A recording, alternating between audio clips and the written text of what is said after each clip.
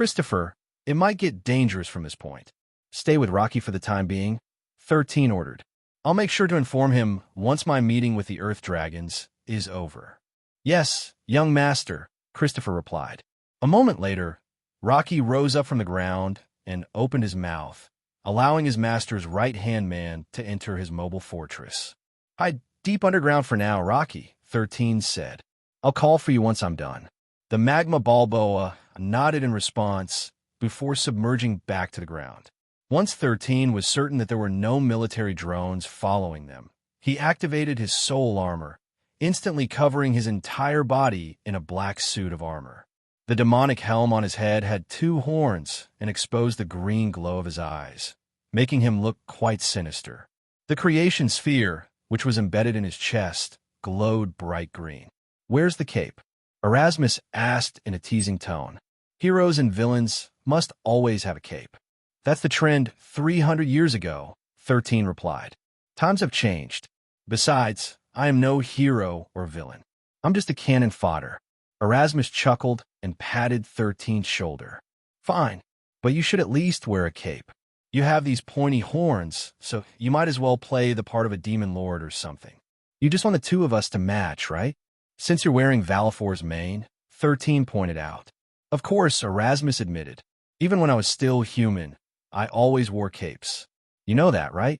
The Death Lord then pointed at the cape on his back. Valifor's mane serves as a defensive and offensive cursed artifact. The only downside is that it takes away your sense of touch.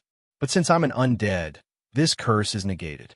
The same is true for other cursed items, since they're a set meant to be worn by an undead. I have taken all the cursed artifacts I have hidden here in the Rigel continent, except Soul Eater. I might be an undead now, but I still have a soul, so I can't use that artifact. Fortunately, Evavug wasn't stupid and kept it locked up in its chest. Good thing you didn't take it, 13 replied. You know, the armor I'm wearing right now is Soul Eater. Erasmus looked at the teenage boy with an amused smile on his face. 13, you really think I'm gullible, huh? Erasmus smirked. Anyone who wears that armor will be dominated by it. There's no one who can control Soul Eater. Correction, it can only dominate those who have a soul, 13 replied. I don't have a soul, only a soul core, so its side effect is useless against me. Also, this is no longer a cursed artifact. I already modified it so that it won't eat anyone's soul ever again. Erasmus was still half in doubt, but he knew that 13 wouldn't lie to him, especially when it came to the Soul Eater. The Soul Eater has the ability to increase the strength of its wearer, Erasmus stated. How strong are you right now? I'm still not finished with the modifications, 13 replied. I still need 3 things to make this armor truly powerful. The things he would need could be obtained from Camerasipa's 6th layer treasury. However, 13 couldn't possibly ask the Magian princess to give them to him for free. Besides, she could only get 1 artifact once a year, so the chances of him obtaining those items from her anytime soon were non-existent. For the time being, he could only make do with the treasures that he could obtain from his treasury. Unfortunately, since he had already used up his quota for the next year, because of the cloning sphere, he would have to wait for 2 years before he could once again access his treasury. Even without the modifications you're talking about, how strong are you really? Erasmus asked as he eyed the teenage boy. Others may not know, but I am someone who could see the power residing inside your body. The Death Lord rubbed his chin. I've been paying close attention to you since the time that we met, and I can tell that you didn't take the normal route before crossing over to the rookie rank. Did you absorb a rank 5 sovereign core before becoming a rookie? But this power doesn't belong to a rank 5 sovereign. It seems stronger than that. However, anything higher than rank 5 will make a wanderer without a rank implode. I didn't get a rank 5 sovereign, 13 stated. I absorbed the core of a Magian prince. Sure, and I am a celestial. Erasmus chuckled. I already told you earlier that I'm not a gullible child. How can the core inside your body belong to a Magian prince? It's simply not possible. However, Erasmus wasn't able to say whatever he was going to say next because 13 removed his armor and looked up to him. Enter my sea of consciousness, then, 13 said. You will know the truth once you see it for yourself. You sure are fearless. Erasmus nodded. Very well. Let's see what really happened. The Death Lord tapped the teenage boy's forehead with his finger and looked through his memories. 13 guided him to the battle against Arundel the Destroyer, allowing his former host to see everything that happened. The Death Lord was shocked. These memories couldn't have been forged. With this, he finally understood that his former system was telling the truth. The teenage boy also showed Erasmus his journey to Solterra and introduced him to his current family. Finally, when his memories touched the Order of the Apocalypse, Erasmus saw how Metatron gave 13 the Magian Prince's soul core. When everything finally ended, a sigh escaped the Death Lord's lips before patting the teenage boy's head. You've been through a lot, Erasmus said. Also, you have a loving family. Cherish them well. 13. Maybe it's about time you know how to truly live. Maybe after our revenge is over, 13 replied. Until then, I don't think I can truly be happy. Indeed, Erasmus nodded. As long as that scum is alive, I won't be resting anytime soon. I clawed my way out of Gamara to come back here to Pangea, but I won't be satisfied with just killing him. I will destroy everything he has until he begs me to kill him. Flames erupted from Erasmus' eye sockets, showing how much he truly despised Aaron Ashford. One step at a time, 13 commented. Even if he is a scum, he is still needed at this point in time. Erasmus rained down his anger before nodding his head. Let's go.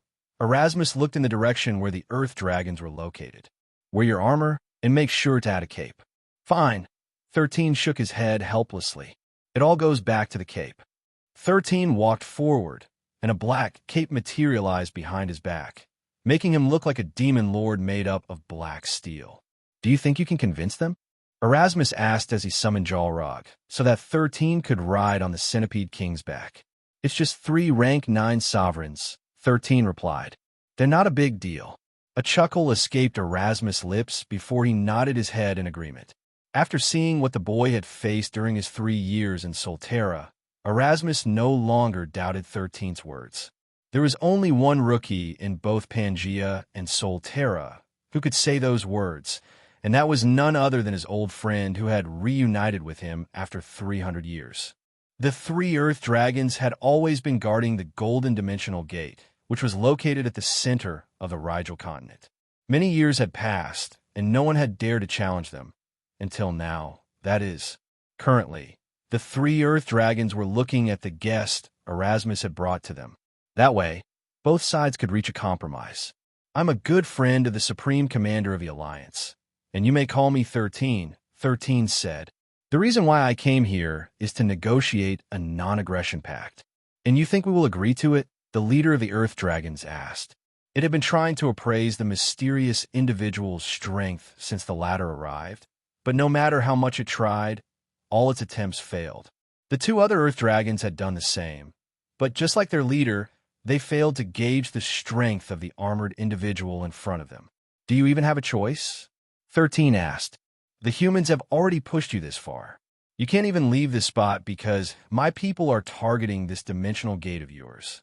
At the mere mention of their dimensional gate, the 3 Earth Dragons glared at 13. The leader didn't even bother hiding its killing intent and was about to attack their guest.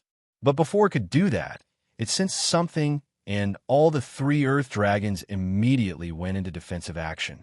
A powerful beam of light flew at them from the horizon, targeting the dimensional gate they were defending. Summoning a gigantic earth wall that was hundreds of meters thick, the 3 Earth Dragons used their bodies to block the path of the attack, which led to a massive explosion. 13 casually hid behind Erasmus' back, using the Death Lord as a shield so that he wouldn't get blown away by the aftermath of the attack. When the dust cloud subsided, the leader of the Earth Dragon could be seen a kilometer away from the dimensional gate, laying on its back. Not bad, 13 thought as he looked at the extent of the damage in his surroundings. When he and Erasmus had arrived at the location of the Earth Dragons, the place was already a wasteland. It looked like countless battles had taken place on it, destroying the topography of the surroundings. So, do you still want to fight? 13 asked in an arrogant tone. If I join hands with my friend, the Supreme Commander of the Alliance, Do you think you can protect that dimensional gate, even if all three of you work together? As soon as the leader of the Earth Dragons had managed to right itself up, it glared at the armored devil. So you're the one who has been shooting at our dimensional gate? The leader of the Earth Dragons, whose name was Rog, stated. The one and only, 13 replied. So now, are you willing to listen to the proposal my friend want me to pass on to you guys? Rog glanced at the two other Earth Dragons, asking for their opinion. Half a minute later, the two reluctantly nodded their heads. Frankly, they were already exhausted from defending the dimensional gate from the one-sided attack that kept coming from far out into the sea. Rocky was constantly supplying Nautilus with Imperium. So, every time the main cannons had cooled down from overheating, they would not hesitate to unleash an attack at any time of the day. The Errr Dragons couldn't even rest because 13 made sure that the attacks were done in an irregular, unpredictable interval, making the Earth Dragons stressed out and always feeling anxious. Start talking, Rog stated. 13 nodded. As I was saying earlier, the Supreme Commander of the Alliance, Zion Leventis, asked me to negotiate a non-aggression pact with the three of you. The northern regions, which is composed of Zeds, Jalrogs, and Amos territories, will belong to the Alliance. As for the southeast region, where Evavug's territory is located, it will belong to me. In exchange for this non-aggression pact, the humans will stop their advance to the center of the Rigel continent. That means that the attacks from my subordinates will also stop. This war will finally come to an end, and you will no longer have to worry about your dimensional gate being destroyed by our combined forces. The three Earth Dragons exchanged glances with each other before telling 13 that they would discuss it with each other first. Half an hour later, the three Earth Dragons decided that it was too dangerous to have two enemies stationed at the north and the south, sandwiching them from two sides. They told 13 that they would agree to the non-aggression pact with the Wanderers at the north, but the south was off limits. Is that your final answer? 13 asked. This is what we have agreed on, Rog stated. We have already compromised enough. I see. 13 nodded. I guess another demonstration is in order. As soon as he finished talking, the Earth Dragons sensed that the threat they had been defending against for the past few weeks was once again headed in their direction. This time, the output of the main cannons from Nautilus was raised to its highest level, making the Earth Dragons roar in pain as two of them were sent flying.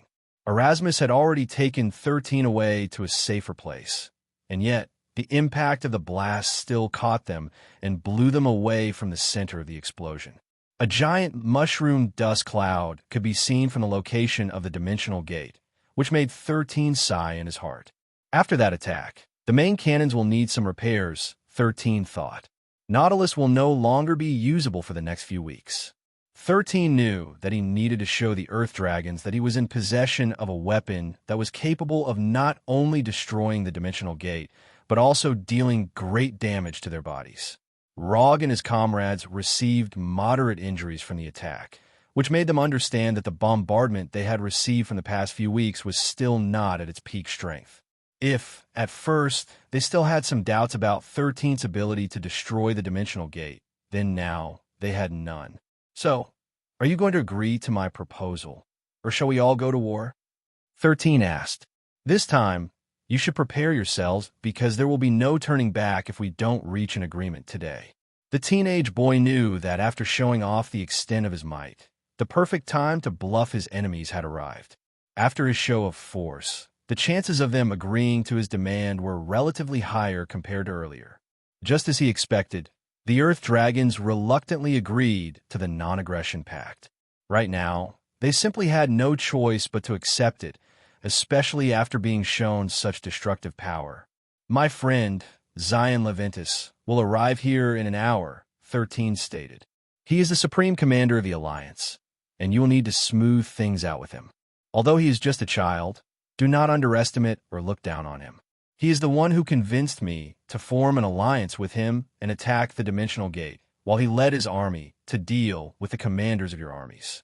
After hearing 13's words, the Earth Dragons became curious about Zion Leventis, who had led the army of humans to attack them and agreed to meet with him as soon as possible. An hour after the mysterious armored devil finished his negotiation with the Earth Dragons, the supreme commander of the Alliance, Zion Leventis, went to meet them.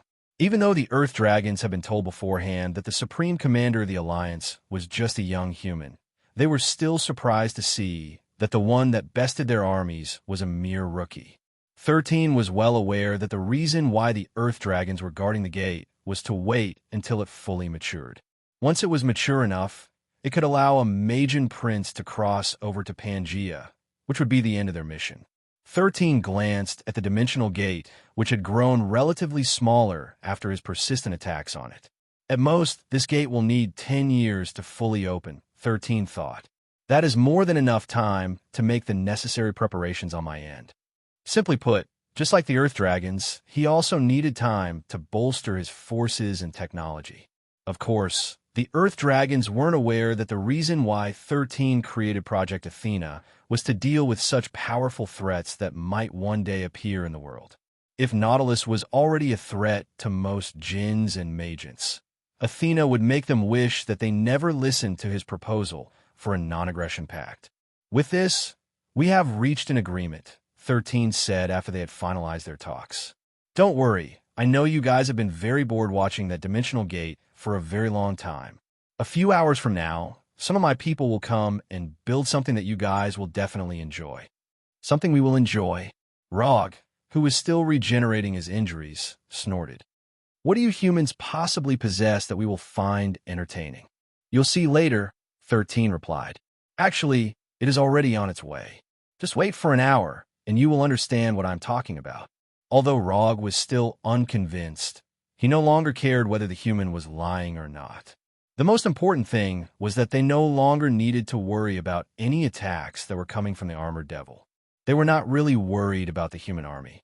But with the mysterious person joining them, things could get really bad, really fast. An hour later, the sound of helicopter rotors could be heard in the surroundings. Please don't attack them, 13 stated. They're the ones who will bring you some form of entertainment. The transport helicopters from the Leventis family landed hundreds of meters away from the Earth Dragons. Michael, who was leading this special mission, looked at the rank 9 sovereigns and held back the shudder that ran down his spine. He didn't know how his nephew could stand comfortably beside monsters that could pinch him to oblivion.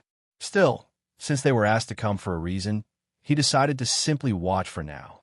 This is my uncle, Michael Leventis, 13 said with a smile. If you need anything in regards to entertainment, you may contact him directly. As for military matters, you could talk to me directly. I'll make sure that you don't regret forming a non-aggression pact with me.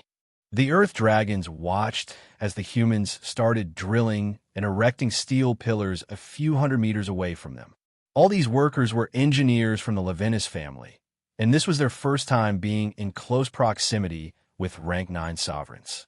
If someone were to ask them what they were feeling right now, they would respond with, "I'm not getting paid enough for this sh*t. However, they didn't dare to say such things out loud because of the repercussions involved with it. They simply did what they were ordered to do. The faster they finished, the faster they could get home to their families. 2 hours later, a 30-meter-tall projection appeared at the center of the steel pillars that formed a hexagon. Let me explain how this works, 13 said after the djinn-inspired movie theater was built. With voice command, you'll be able to switch channels to watch different shows from the human continents. News, entertainment, lifestyle, and other things can be seen from this projection. For example, if you are curious about science, 13 used his remote to change the channel of the projection to Animal Planets. But by pure coincidence, it showed a scene of 2 sea turtles mating, which made 13 cough lightly. Oops, wrong channel, 13 said as he hurriedly changed the channel to show a popular children's show about wanderers who transform into masked heroes and save humanity from the djinns.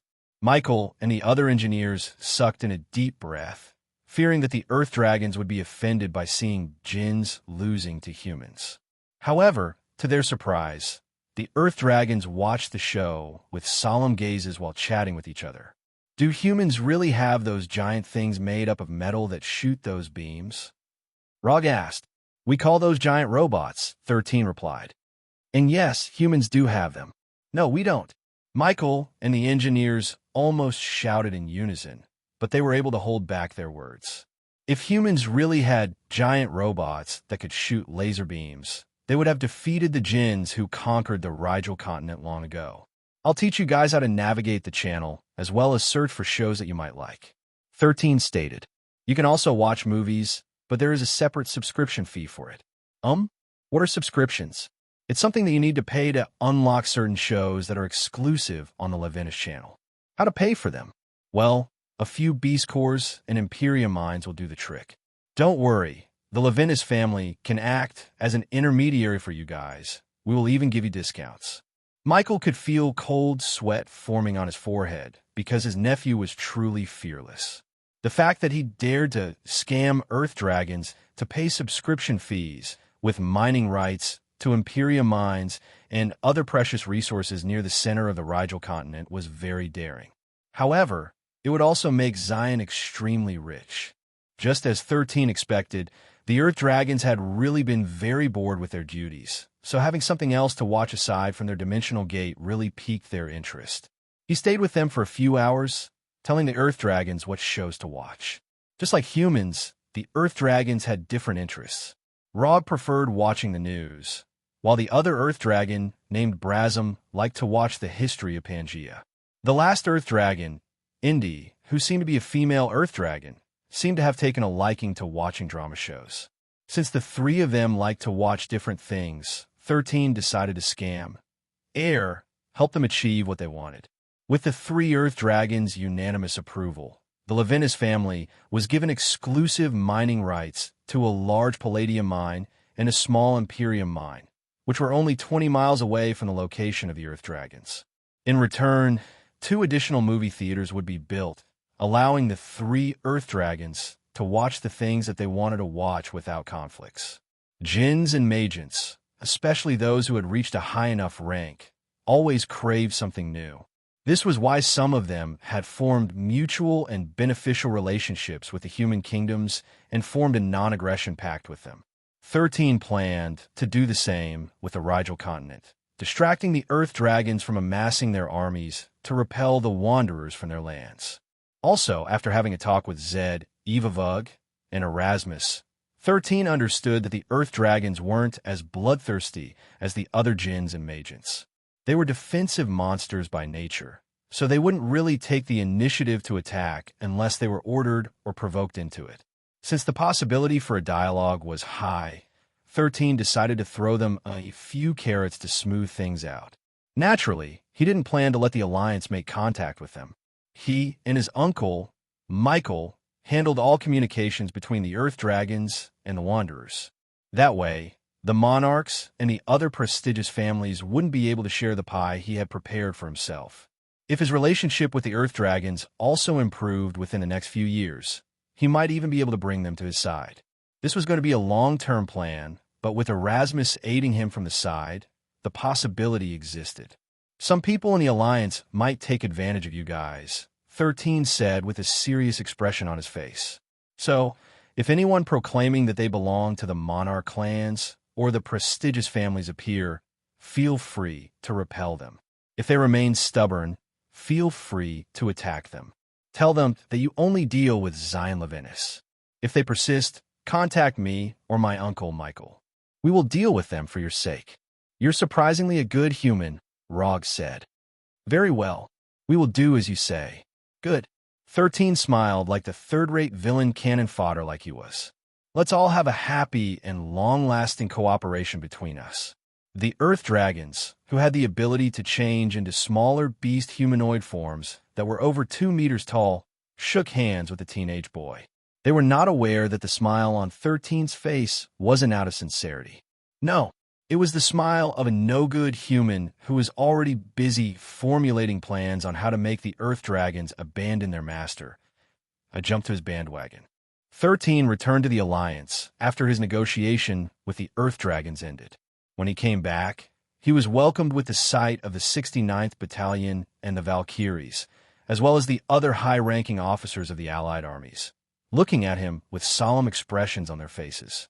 The reason why they were looking at their Supreme Commander with such faces was due to the fact that if he didn't succeed in convincing the Earth Dragons, they would have to fight another war, and this time, they would be fighting against rank 9 sovereigns.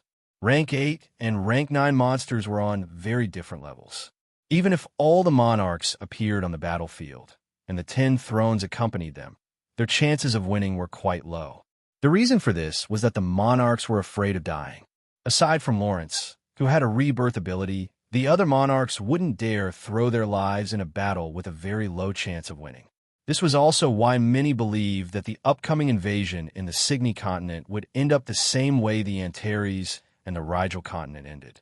The humans might be able to resist and fight rank 7 monsters, but it will be a different story the moment rank 8 and rank 9 monsters appear. Most of the monarchs would hastily retreat. Only the ones who lived on these continents would seriously fight because it was their home.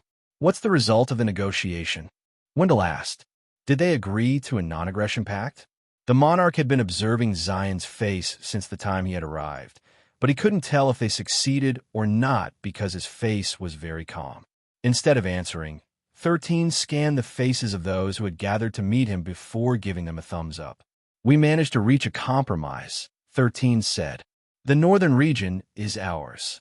As soon as the word was out, the soldiers who were also paying close attention to their discussion cheered, spreading like wildfire. Wendell almost teared up, but he fought his emotions and lightly patted the teenage boy's shoulder. Well done, Wendell said hoarsely. You did it, Zion. I didn't do this alone. It was a team victory, 13 replied. The Alliance won because everyone played their role and played it well. The other leaders all looked at their supreme commander with satisfaction, feeling moved after hearing his words. Even Seth and Alan, who were the commanders of the Ashford and Stallard armies, couldn't help but smile due to their supreme commander's eloquence. Erasmus will come after a few days to discuss the borders that will be established between the Alliance and the Jinns, 13 stated. But I still managed to make them agree to give us the territories that belong to the Birdman, the Manticore King, and the Centipede King. The members of the Dvalin Federation were very surprised by this news. They thought that the only territory that they would get was the Birdman's domain. This made them extremely happy. After all, the northern regions made up a quarter of the Rigel continent. Now, this is a victory worth celebrating. Trevor Remington laughed. All of us deserve to enjoy a victory party tonight. I second. Let's do this. 13 smiled faintly because everyone was incredibly happy with their gains. However, he was certain that if they knew that he had taken Evavug's domain as his own, as well as secured several mining rights near the center of the Rigel continent, all the leaders would be spitting on him at the same time. But since they didn't know, it was fine. There was a famous saying used by scammers in the past. Who is going to believe a con artist? Everyone, if they are good enough to pull it off. 13 might not be the best scammer in the Ely-verse, but there was no doubt that he took second place. The reporters, who were also on the site, began their live broadcasts and told everyone that they had reached a compromise with the Earth Dragons. The breathtaking top reporter from the BBC station, Rain, managed to get hold of the Supreme Commander for an exclusive interview. Sir Zion, I want to ask you the question that everyone wants to ask right now, Rain said. How did you do it? Actually, it wasn't easy, 13 answered. During the first half of the negotiations, the Earth Dragons were very stubborn and said that they would attack the north using the full might of the Jinn army. Fortunately, I managed to secure a compromise through sheer grit and black might. Determination. Once I made them see reason that the Alliance will fight them to the death, they started to reconsider my proposal. Sir, can you tell us a bit about what kind of compromise you managed to reach with the Earth Dragons? Rain inquired. Of course, 13 replied. In return for letting the Alliance take over the territories of the Bird King, the Centipede King, and the Manticore King, we would no longer be allowed to step into their territories. The moment someone tries to break this agreement, the Death Lord and the Earth Dragons would not hesitate to go for the kill. So, the Alliance will just have to do their part and not break the agreement between us and the Earth Dragons. Rain nodded in understanding. Then, can you tell us about your next plan? Will you be heading to the Cygni continent right after this? The monarch of the Cygni continent, Douglas Griffin, perked up after hearing the reporter's question during the live broadcast. If Zion Levinas were to truly come to the Cygni continent, he would give him the VIP treatment and make sure that the teenage boy would have everything he needed. I'll go there eventually. But for now, I think I'll be going back to Solterra, 13 replied. I have realized during this expedition that I am still lacking in many places. Since I will be in command of thousands of people in the future, I need to be in top shape. I need to be desperate. I need to always be on guard. And last but not the least, I need to survive. Since I am now 13 years old, there's a high chance that I will be dragged back to Solterra, whether I like it or not. The solstice will be happening in a few months, so I'll finish making the necessary preparations by then. 2 months from now, I will take a temporary leave from my position in the central government as the commander of the Alliance. But before that, I will make sure that the Earth Dragons will honor their word and not attack the North. It will be better if I return to Solterra now than be forced to go there when the invasion of the Cygni continent comes in full swing. Rain had a face filled with worry after hearing that the commander of the Alliance would return to Solterra on the night of the solstice. Of course, 13 didn't really need to go to Solterra. The one had already given him a special exemption. At most, he would only be forced to return when he was 16 years old in consideration of the 3 years he spent in Solterra when he was only 7 years old. But in order to achieve the goal that he and his former host, Erasmus, wanted to achieve, he would need to return to Solterra before the invasion in the Cygni continent began. He needed to stack up enough apocalypse points in order to get loans from Metatron, using his credits. That way, he would be able to fully upgrade his Soul Eater armor and gain the power he wished to obtain. Why is the Supreme Commander drinking and eating all alone? Shauna asked as she approached 13, who was watching the soldiers, who were merrily celebrating their victory. Countless big bonfires were lit, illuminating the darkness, and everyone was having a great time. The Dvalin Federation opened their coffers and made sure that everyone was able to eat and drink to their heart's content. Even Benedict, who was always straight-laced, was happily drinking with Arthur, whom he considered as his love rival during their teenage years. I'm not alone, 13 replied. I have Tiona with me. Isn't that right, Tiona? The Black Snake nodded, completely agreeing with what her master said. As long as they were together, 13 would never be alone. You know that's not what I meant, Shauna said as she sat on the log where the teenage boy was seated. Everyone wants to be with you, so why aren't you celebrating with them? If I go to one of those bonfires, everyone will ask me to go to the others, 13 replied matter-of-factly. It will be a pain to do that all night, so I'll just stay here and not be a killjoy for everyone. Shauna shook her head helplessly because she could tell that Zion Leventis was firm in his decision of not mingling with the others. I guess it's inevitable that you will be forced to return to Solterra, Shauna replied, even though I am the same. After all, I'm only an apostle, and only those who gain the master rank will gain the ability to go to Solterra whenever they wish. Yeah, you and the hero party will also be forced to return on the eve of the night of the solstice, 13 smirked. If you're lucky, you might get the same mission as me. If that happens, wouldn't that mean that you will be getting a free ride? Shauna looked at the teenage boy who was 3 years younger than her. Every time the two of them talked, she always felt like Zion was the older one between the two of them. He was more mature and very reliable. Oh no, I almost got infected by the Zion virus just now. Shauna couldn't help but raise her guard because she was now starting to understand why her sister, Rihanna, was a big fan of the teenage boy beside her. Also, it didn't help that her sisters from the Valkyrie division, Viola, Sharon, and Louise, were always praising Zion whenever she was around. They even said that the hero, Roland, and the sage, Joshua, who were both part of Shauna's hero party, couldn't even compare to Zion's pinky finger. Of course, her other sisters agreed with the three of them, especially after their consecutive victories against the Magians. Shauna was even constantly casting mind-resistant spells on herself to prevent her from going with the flow. The last thing she wanted to happen was to get infected by the Zion virus. What's wrong, Shauna? 13 asked the girl, who was lightly slapping both of her cheeks as if she was trying to keep herself sober. Nothing, Shauna replied. I just remembered something embarrassing. Also, if we were sent on the same mission in Solterra, the one who will be getting the free ride will be you and not me. Really? 13 arched an eyebrow. Really? Shauna nodded firmly. I don't mind getting a free ride. 13 smirked.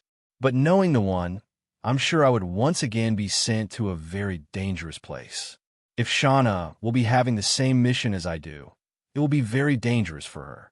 Hiding his thoughts from the Saintess, 13 once again gazed at the soldiers in the distance. A second later, he sensed a presence right behind him. Shauna also felt it, so she immediately summoned her staff and used a light spell to illuminate the surroundings. There, standing a few meters away from them, was the Death Lord, Erasmus. Shauna subconsciously stepped forward and stood between Zion and the Death Lord, who could easily cut her head off with a single slash of his sword. Suddenly, the monarchs and the thrones, who were paying close attention to 13 and Shauna, appeared in front of the Saintess and faced off against Erasmus, who had come to their celebration unannounced. "I didn't come here to fight," Erasmus stated as he spread his hands, showing them that he was unarmed. "I just came to have a talk with your Supreme Commander about the borders that will be established here in the north." "You can talk to me," Wendell stated as he stood between Shauna and the Death Lord. "I will hear you out." Erasmus wanted to say that he had no intention of talking to one of the people who belonged to Aaron's group, but he also understood that if he insisted on only talking to Zion, things might get out of hand. "Very well," Erasmus replied. "Who else has a say in this matter aside from you?" The three monarchs and the thrones all stepped forward. "I'll only be talking to you three," Erasmus pointed at Wendell, Trevor, and Lawrence.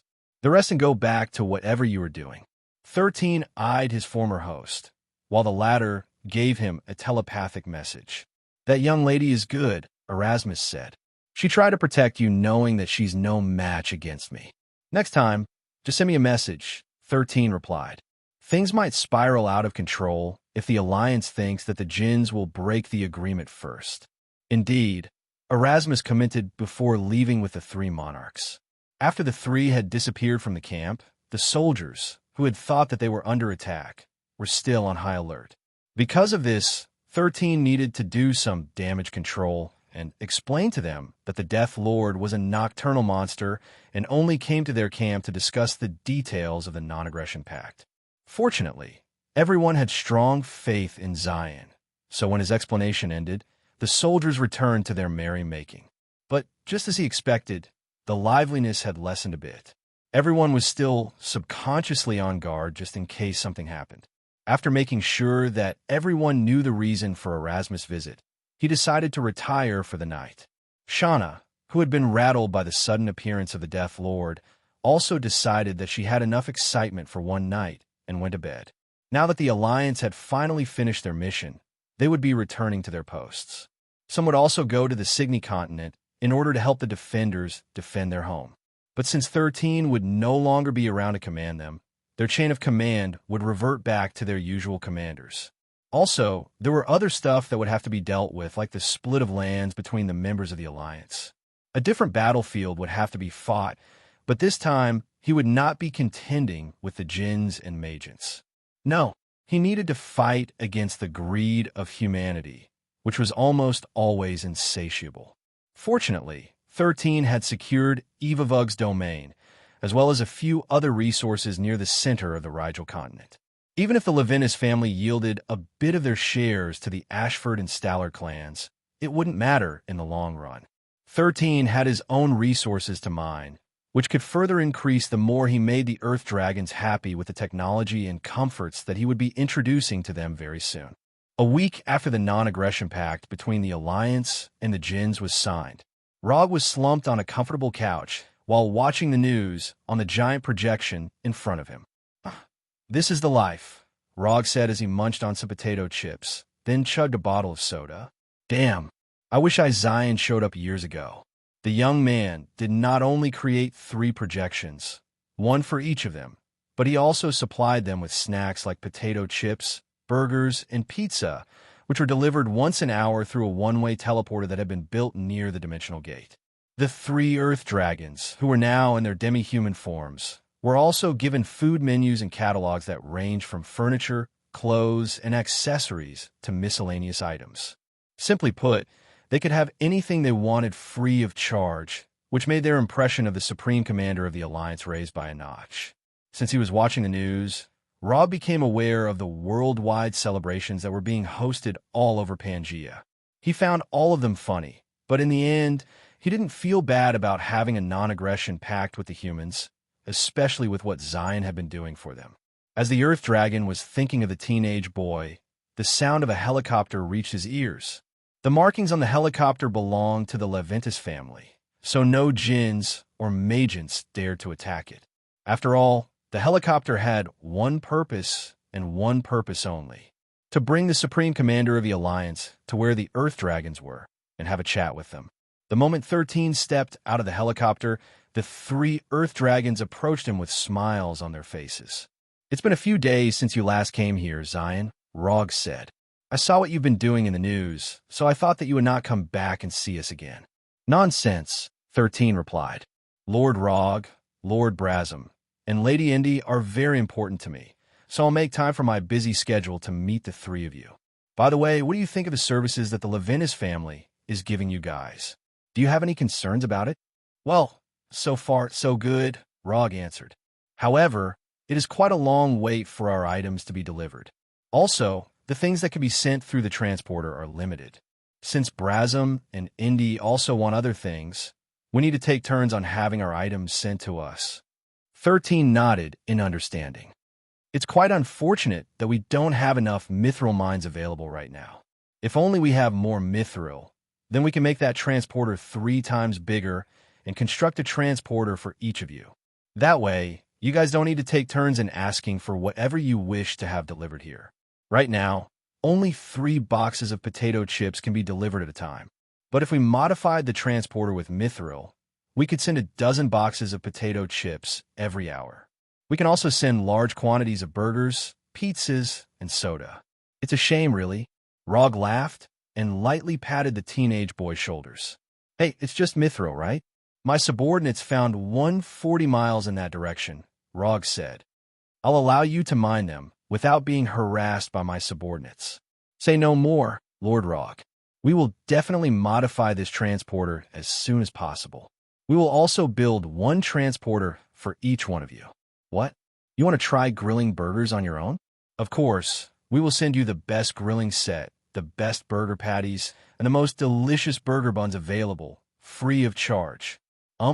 Lady Indy, you want beauty products and the latest release from Vicky's Secret and Prada? No problem.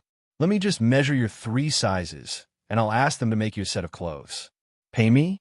"Perish the thought, Lady Indy. How can I possibly ask you to pay me for something like that? Everything is free. We are allies after all." "Lord Brasm, you want the trilogy of the Lord of the Rings with the author's signature on it? No problem. I'll have it delivered as soon as I can." "What? You want to have the director's cut of the movie?" "No problem. I'll have them deliver it as soon as possible. I'll even add the book called Da Vinci Code and the complete movie of Mommy Pirates of the Caribbean. I'll toss Revenger's Endgame as a freebie too."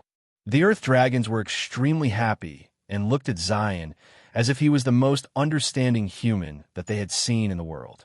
Little did they know, the young man might be giving them many things for free, but it was still nothing compared to the amount of gold and resources that he would earn from the mining rights he had gotten from the Earth Dragons. Now that a mithril mine was added under his belt, he didn't mind fattening up the Earth Dragons and making them dependent on him and his family. After his wonderful talk with the Earth Dragons, 13 immediately called his uncle, Michael, so that he could send the engineers back and build better transporters and increase their numbers to 3. When Michael finished talking to his no-good nephew, he immediately called Lady Callista in the Aldebaran continent and asked her to build 2 more transporters that would be used by the Earth Dragons later on. The right-hand man of the Leventis family had been busy communicating with the Earth Dragons and giving them everything they wanted. All 3 of them had phones of their own, and it only had 2 numbers in it, Zion's and Michael's number. Most of the time, they only talked to Michael since he was the one handling the products that they wanted to be delivered to them. Christopher and Colbert, who had also disembarked from the helicopter, couldn't help but be awed by their young master's scamming ability. Colbert even asked 13 to teach him how to become a better con artist, but his young master only told him 3 words: watch and learn. Because of this, whenever 13 was going to visit the Earth Dragons, Colbert would always volunteer to pilot the helicopter for him. That way, he would see his master at work and learn through observation. 13 also made sure to introduce Christopher and Colbert to the Earth Dragons as his left and right-hand man. That way, they would not be attacked if ever they needed to talk to the 3 rank 9 sovereigns on 13's behalf. The 3 teenagers stayed with the Earth Dragons and even played console games with Rog and Brasm, which became their new addiction. Indy, on the other hand, liked the game Inscription because she found it quite challenging. A day later, the 3 one-way transporters were up and running. Rog laughed out loud when his junk foods arrived and happily tore a big bag of potato chips before changing the channel to watch the show that he started following in Netflix called Squirt Game.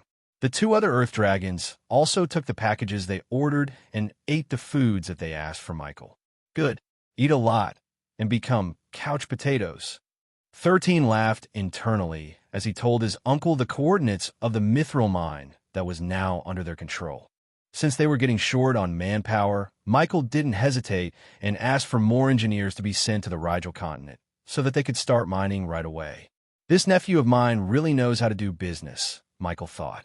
Well, since he can't raise his rank, becoming a businessman might also be a good option. Even Arthur believed that his no-good grandson had great potential when it came to making money by scamming people and monsters. He even told Michael to be careful of the teenage boy because he always said that they would become their branch family in the future. Michael only laughed it off in front of his father, but deep inside, he was also feeling a little anxious. For some reason, he found these words similar to a prophecy that might happen in the future. Knowing how resourceful his nephew was, he felt that it was really possible for the Leventis main family to become the branch of Zion's family. After making sure that everything was in order and the Earth Dragons were satisfied with their new transporters, 13 finally bid goodbye to them. But before leaving, he told them that if they had other concerns, they should just call his uncle right away as long as it was within his working hours. Since the threat of the Jinns was now under control, 13 decided to return to the Aldebaran continent with his troops so that they could rest. Also, he planned to temporarily assign the command of the 69th Battalion to Christopher because he believed that his right-hand man was capable of doing it. But before leaving the center of the continent, the teenage boy went to talk to Erasmus first. He and the Death Lord were planning something big. Erasmus had no intention of staying in the Rigel continent for a long time. But due to certain factors, he was unable to leave the Rigel continent because he was bound to protect the Dimensional Gate like the Earth Dragons at all cost. Because of this, he would need 13's help to regain his freedom. However, in order to make it happen, the teenage boy would need to convince Metatron first.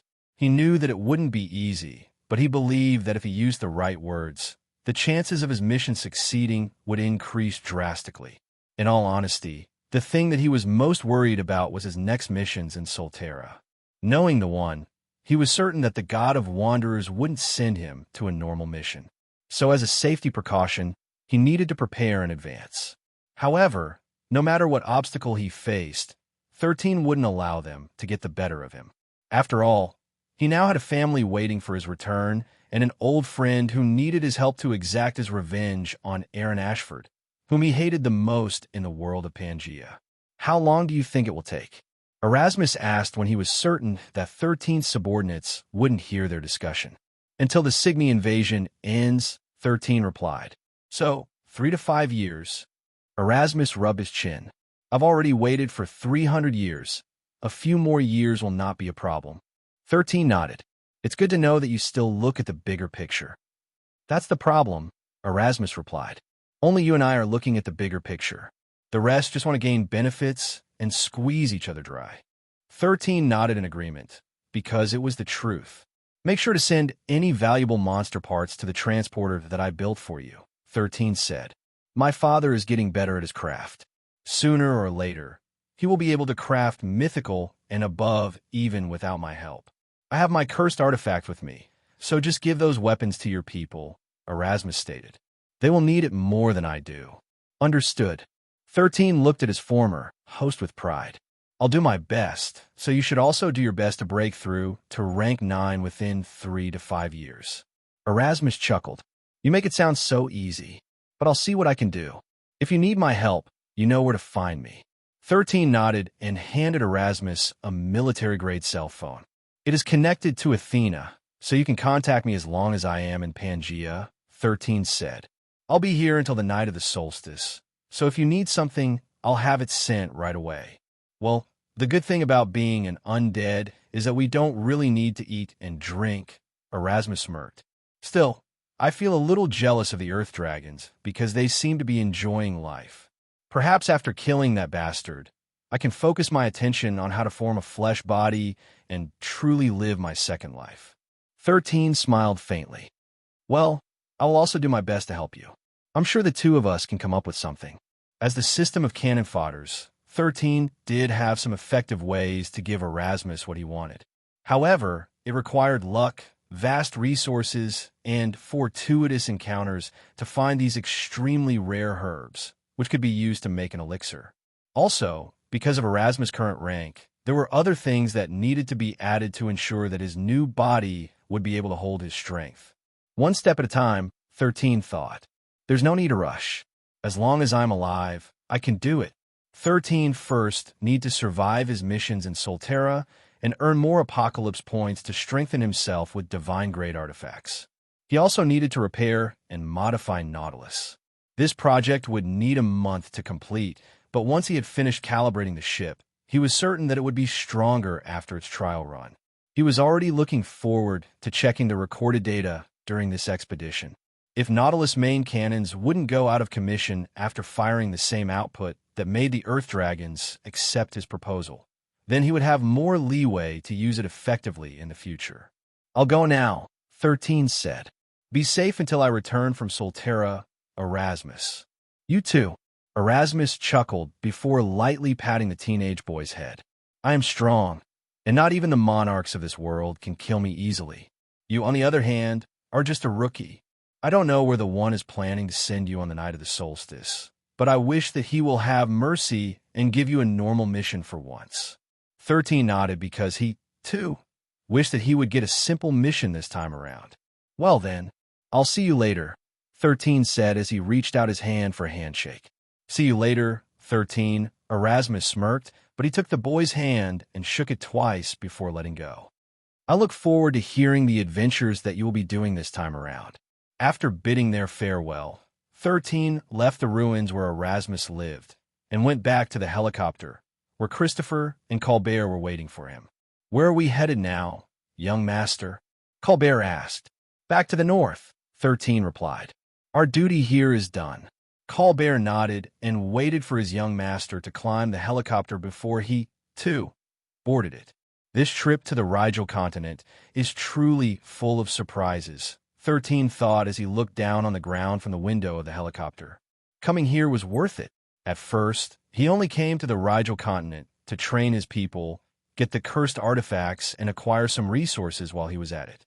But one thing led to another, and before he knew it, he was now leading the Alliance into battle. 13 knew that things could have ended differently if he didn't take that step to look for Erasmus in order to propose a deal with him. The mere thought of him orchestrating the Death Lord's demise made him shudder. Fortunately, a tragedy was averted, allowing him to reunite with an old friend whom he had to leave for the time being. He hoped that this short goodbye would pave the path for a better and brighter future. A bright future not only for his family, friends, and subordinates, but also for the cannon fodders whom, to this day, was very dear in 13's heart. Thank you for everything, Zion, Wendell said as he patted the teenage boy's shoulder. If you ever need help in the future, just say the word, and I'll be there. Thank you, Lord Wendell, 13 replied. I'll see you in the Signy continent 3 years from now. The monarch of the Dvalin Federation nodded.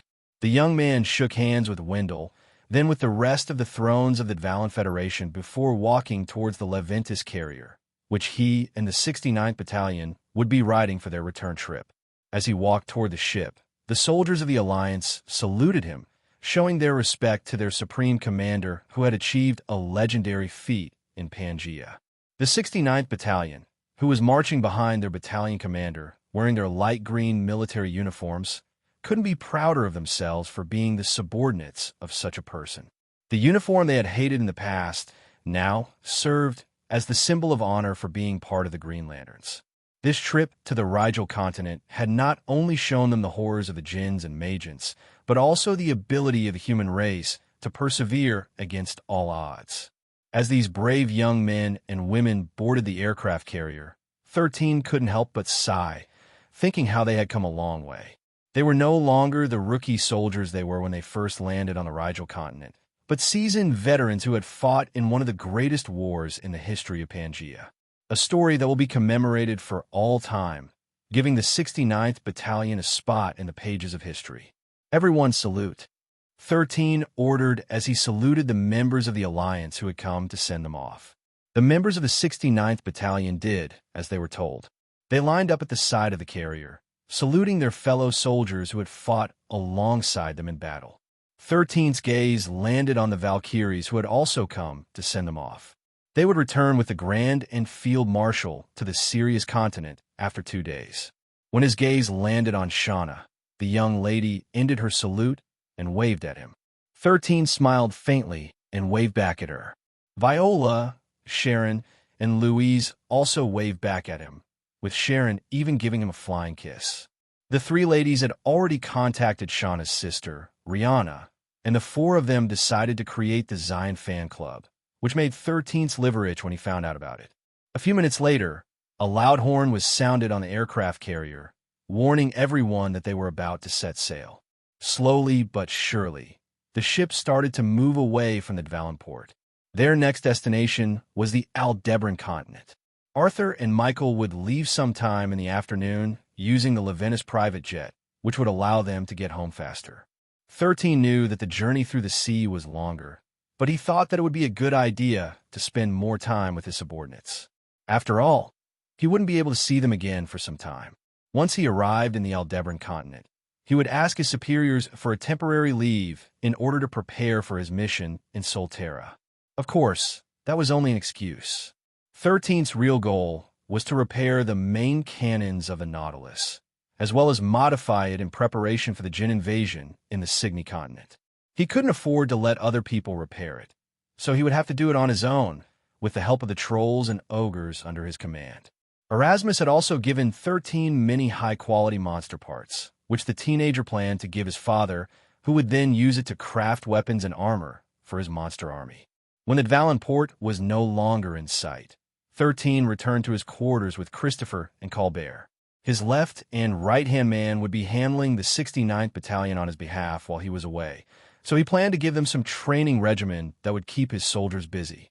But just as he was about to talk to the 2 of them, his communicator made a beeping sound. Looking at the name that was flashing on the screen, the teenage boy couldn't help but smirk. "What can I do for you, Lord Douglas?" 13 asked as soon as the projection of the monarch of the Signy continent appeared in front of him. "First and foremost, I would like to congratulate you for a job well done," Douglas replied. "The reason why I called is to let you know that you're always welcome to come here in the Signy continent. Just inform me in advance, and I will send my people to personally pick you up. We will handle your accommodation, and if you ever have any needs, all you need to do is say them. I hope that when the Djinn invasion starts in full, you will also lend us your assistance." 13 nodded. "Thank you, Lord Douglas, for your kind words and generosity. I will do my very best to return before the Djinn invasion begins in the Signy continent. I look forward to working with you in the future." The smile on Douglas' face widened after hearing Zion's positive reply. If possible, he wanted to poach the boy from the central government and the Levinus family. But he also knew that this was impossible, at least for now. The most he could do was create a good connection with him so that they would be able to work together in the future. "By the way, I will be sending a gift to you and your family," Douglas stated. "It will arrive in a few days." "Thank you, Lord Douglas, for the gift," 13 said. "I hope that you and your family will stay in good health." After a bit more small talk, Douglas finally ended the call. "The young master sure is popular," Colbert, who had become a professional bootlicker, commented as soon as the connection was cut. "The monarch of the Signy continent is already drafting you for the upcoming war. If there is one person in Pangea who can do it right, it will be none other than our young master. Isn't that right, Christopher?" Christopher nodded. "You're right." Unlike Colbert, Christopher didn't feel the need to flatter his young master, especially after the two of them had a heart-to-heart talk in the Valbera archipelago. The time they'd spent on that godforsaken land had made Christopher understand that 13 truly trusted him as a subordinate. In fact, 13 trusted him more than he trusted Colbert, allowing Christopher to know some secrets that the bootlicker wasn't aware of. This trust he received had only strengthened his unwavering loyalty to his young master, who had changed his life for the better. Sometimes, Christopher would wake up in the morning thinking that everything that he experienced was just a dream. There were moments when he thought that he was still serving his former master, Terence. Whenever that happened, a sense of dread and panic would wash over him like a tide. However, those feelings of anxiety didn't last for long because he knew the person whom he wanted to serve all his life. Just like 13 had promised, he had cured Christopher's mother of her ailment. Currently, she was undergoing rehabilitation in one of the best medical institutions that belonged to the Levinas family. Back then, Christopher didn't think that he would feel a happiness that would overflow from his heart. But when his mother hugged him and called his name, he knew then and there that the chaotic world where he lived in was still very beautiful. "I have a special assignment for the two of you," 13 stated. "Christopher, you will be training the 69th Battalion while I am away. Colbert, you will be taking Al Capone's and Alexis' squad to the Signy continent. Your task there is to form connections with the high-ranking officers of the army. I want you to tell me all their information, as well as the hierarchy among the different squads. I'll talk to Douglas later and tell him that I will be sending you as the vanguard of the 69th Battalion. Since he wants to curry favors from me, I'm sure you guys will be given the best accommodation. Just make sure that you don't do anything out of bounds.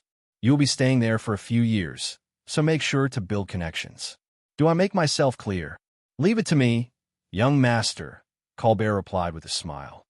"I promise that when you return, you will know everything in the Signy continent from the inside out." "Good." 13 nodded. "I am counting on you." After relaying Colbert's mission, 13 then shifted his attention to Christopher. His right-hand man was not very good at deceit because he was too honest, but 13 preferred that Christopher stayed that way. The system of cannon fodders and Colbert were more than enough to do the dirty work, so there was no need for the kind young man to change his ways. If Colbert was the person who would do the things that should remain in the darkness, Christopher was the light whom everyone would look up to. Both played an important role, and 13 would give them the abilities they would need for their purposes. Just like Christopher, 13 had also bestowed Colbert divine grade martial techniques, and the ones he received were meant for undercover missions. This was also the reason why Colbert had long decided to hug 13's leg and never let go. His own family wouldn't even give him some decent martial skills, which was why he didn't develop properly during his childhood. But now, armed with divine grade martial techniques, his growth would become limitless once he became a Grandmaster. "Christopher, what I want you to do is to ensure that our battalion will become the best in the central government," 13 stated. The 1st Battalion was said to have the most elite soldiers of the central government. But after what we have accomplished, that title is on shaky ground. There will be a joint military exercise in a few months, and I want you guys to show them what we are made of. Can you do it?" "Yes, young master," Christopher replied with confidence. "Leave it to me." 13 nodded because he liked the look in the young man's eyes. "Good." 13 smirked. "I'm sure those old foxes in the army will not dare to skimp on our military budget again. But if they still haven't learned their lesson and still made things difficult for us, we could just leave the central government." "Young master, do you plan to create a mercenary group?" Colbert, who was quick on the uptake, asked with great interest. "That is one of our options," 13 replied. "Since the majority of the funds being used by our battalion comes from my own pocket, we can just go all the way with this plan. At least, we would no longer need to listen to anyone's orders, do we?" Christopher and Colbert nodded their heads at the same time, because it did sound like a very tempting idea. However, 13 believed that even if he wanted to ditch the central government, Lawrence and Tristan would not let him go easily. Also, he still needed the umbrella of the central government for extra protection.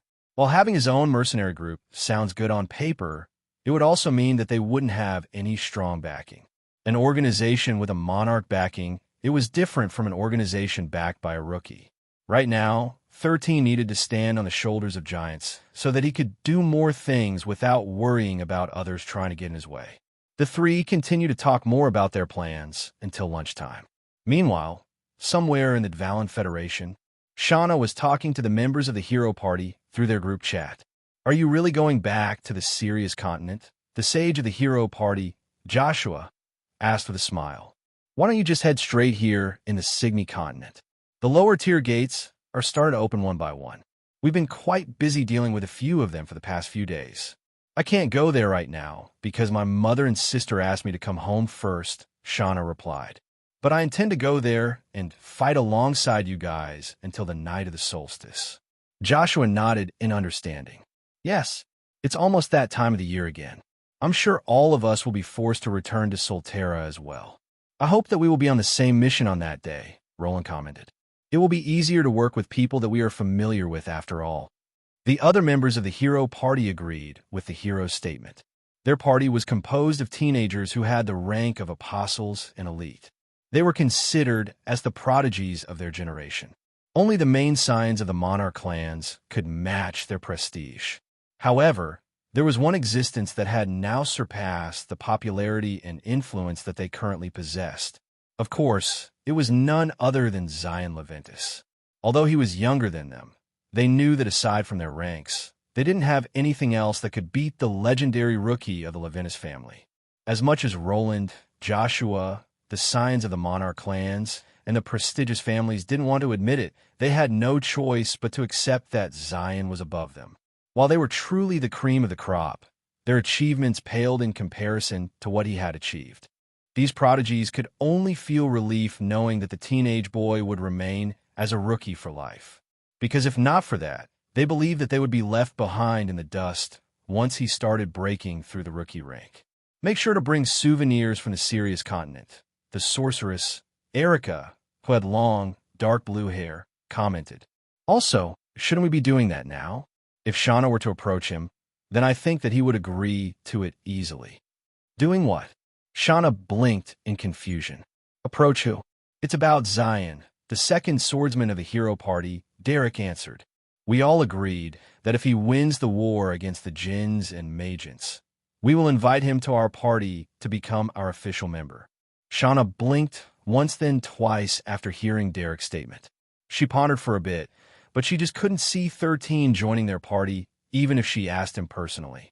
For a brief moment, she imagined that all of them were lying on the ground and being whipped by the teenage boy as part of their training. This made Shauna subconsciously shudder, making her shake her head to oppose that decision. "We can't let Zion join our party," Shauna said firmly. "And why not?" Erica asked with genuine curiosity. "He's a cutie. I'd like to have a little brother in our group." "No means no." Shauna crossed her hands in front of her, forming an X, which made Erica giggle. "What's this? Are you perhaps gatekeeping him?"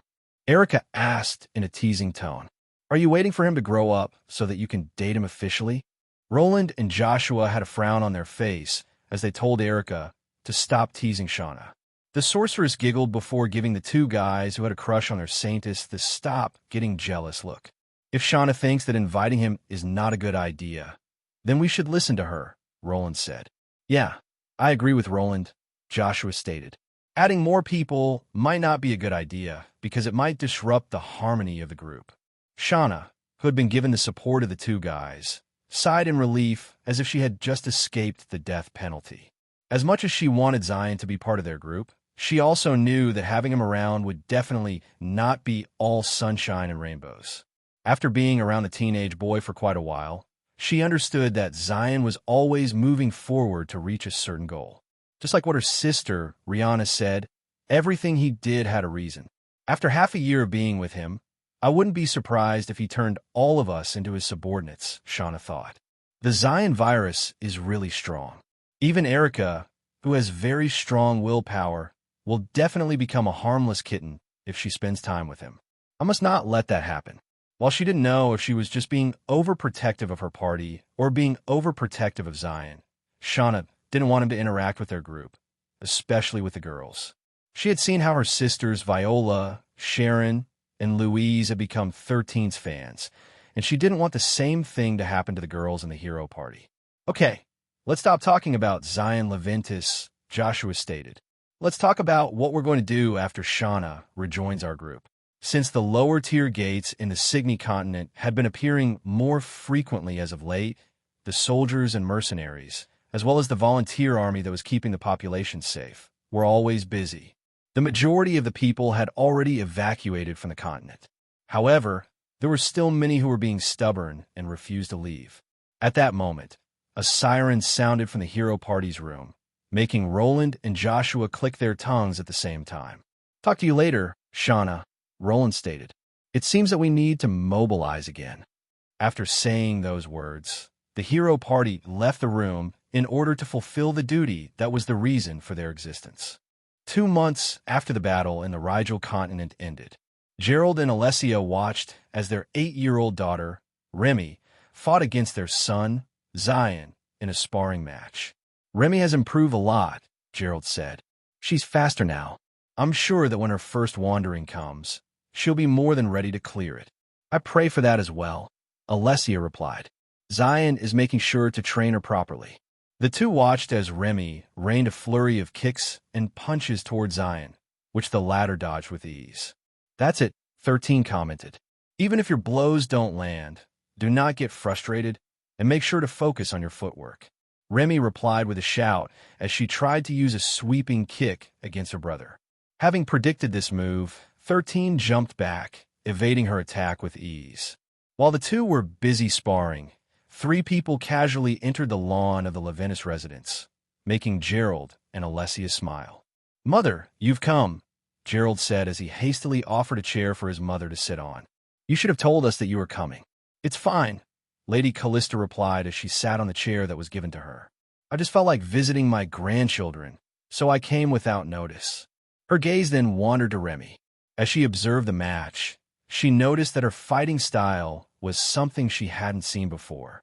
However, after glancing at Zion, she realized that both of them were using the same fighting style.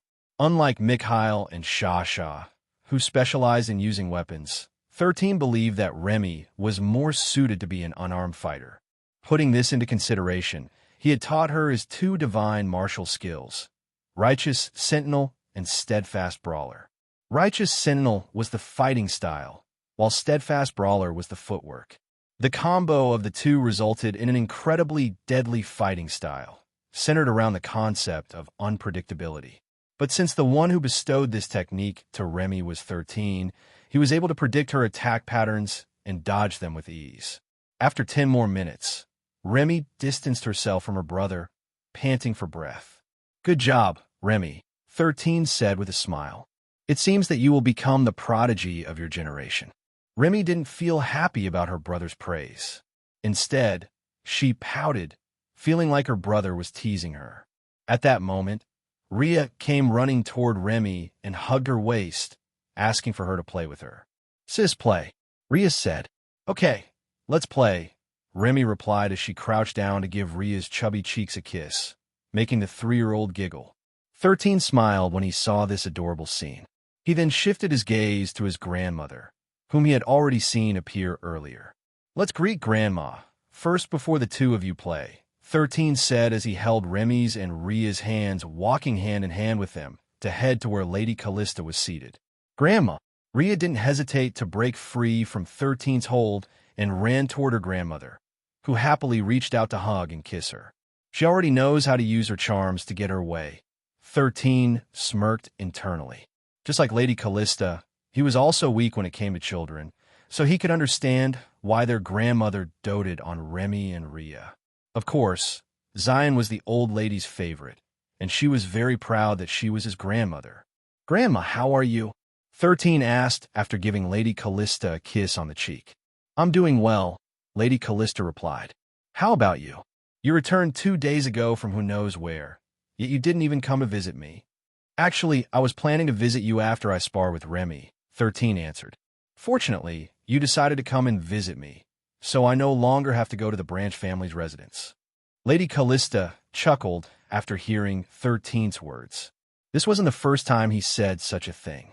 "Don't let Arthur hear you," Lady Callista stated. A day ago, he said that he was itching to give you a good spanking for being unfilial. Also, Michael wants to have a word with you because he said that he has been overworked these past few days. It has something to do with the projects being done to entertain those Earth dragons. 13, who didn't want to touch this subject, chuckled and immediately changed the topic. Grandma, let's talk later, 13 said before giving his grandmother's personal maid, Trisha, a sidelong glance. In private, if Trisha weren't around, he wouldn't have minded saying what he wanted to say in front of Hans and his family. After all, he already deemed them trustworthy. However, Trisha was assigned to serve Lady Callista so that she could report anything that happened to her to Arthur. The teenage boy's grandmother wasn't ignorant of this fact, but she simply didn't care. Okay, Lady Callista nodded. Let's talk later. Trisha could only sigh in her heart, knowing that she was being treated as a spy. To be fair, she was technically one. In the past, she didn't think much of Zion because the teenage boy was not even a part of the main family. But recently, every time she heard his name, it had something to do with all of his recent accomplishments. Zion was even the latest cover photo of the Times magazine, and inside it was an exclusive article written about his accomplishments to date. Truth be told, Trisha had become one of his secret fans, but she was too embarrassed to say this to him. This was also the reason why she felt bitter about the teenage boy still not trusting her enough. The solstice is only a month and a half away, Lady Callista said as she lovingly patted Ria's head, who was now seated on her lap. Have you made your preparations? Not yet, 13 replied. I've just returned from doing a big project, so I plan to rest for a few days before doing that. Just remember that if you need our help like last time, don't hesitate to call us, okay? Lady Callista said in a serious tone. I sincerely wish that it won't reach that point, Grandma, 13 answered. I'm not in a mood to fight against archons, Magian princes, and princesses right now. Lady Callista nodded. As you should. Now, about your Levinas corn business. It's currently thriving, but are you sure you want me to remain as its CEO? Lady Callista inquired. Yes, Grandma, 13 replied. Aside from you and Hans, I don't trust anyone else in the Levinas family. I've already given Gramps enough resources to fuel his ambition. Whatever he does with it is up to him. Indeed, Lady Callista smiled. I heard that he is also working on a project that you have given him months ago. 13 smirked because that was indeed the case. Project Nemo was a downgraded version of Project Nautilus. Even so, it was still a trump card that the Levinas family could use once it was completed. Because of this, Arthur made sure to take a page from his no-good grandson's footsteps by commissioning several engineers to create different parts for it. Once all the parts were completed, it would be assembled at the same secret base where Nautilus had been assembled together. Oh dear me, I almost forgot the real reason why I came here, Lady Callista chuckled. Zion, my friends have been chatting with me lately, and the majority of them are asking if you're willing to meet their daughters for a meeting. Although they are not saying it explicitly, I'm sure they are sniffing around if you are engaged to someone already. If not, they will definitely try to make their beautiful daughters make an impression on you. I'm just 13, Grandma. This is too early for me, 13 replied.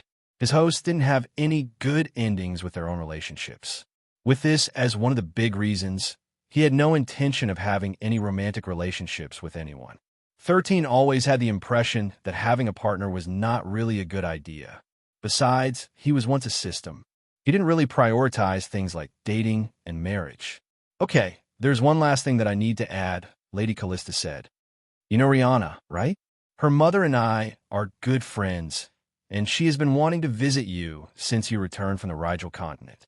But you disappeared a few days after you arrived, and when she came to see you, you weren't around.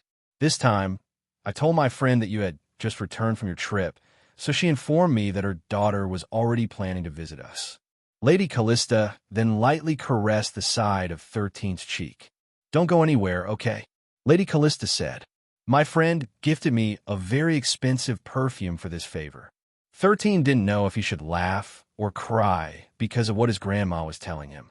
It's not like I'm running away from anyone, 13 said. I'm just really busy lately. But you'll be here when she arrives, right? I will be. Lady Callista nodded. Good. She will be arriving here tomorrow. It had been a while since 13 had seen Rihanna, so he didn't really mind seeing her again. Also, he thought that it was also a good idea since he would be returning to Solterra very soon. When 13 returned to Pangea, Rihanna was in Solterra doing a mission alongside his brother, Mikhail. Since both of them had a very high impression of Zion, the two of them got along really well and have been close friends since then. He even thought that his brother and Rihanna were a good match since their characters complemented each other. I just hope she comes alone, 13 thought. Wait, did I just raise a flag? 13 almost face-bombed because he should have known better to say such a thing. He had just been too focused on thinking about random things, so this matter completely slipped his mind. The next day, 13 was doing his best to keep his lips from twitching as he looked at the guests who had arrived to come and meet him. Rihanna hadn't come alone. She brought with her Shauna, as well as the 3 Valkyries, Viola, Sharon, and Louise. Frankly, that was still acceptable. 13 didn't mind having them around, but Shauna had brought some pests along with her. That was what he found unacceptable. The entire hero party had come with her on her return trip to meet with Zion, which made the latter curse fate 3 times over in his heart.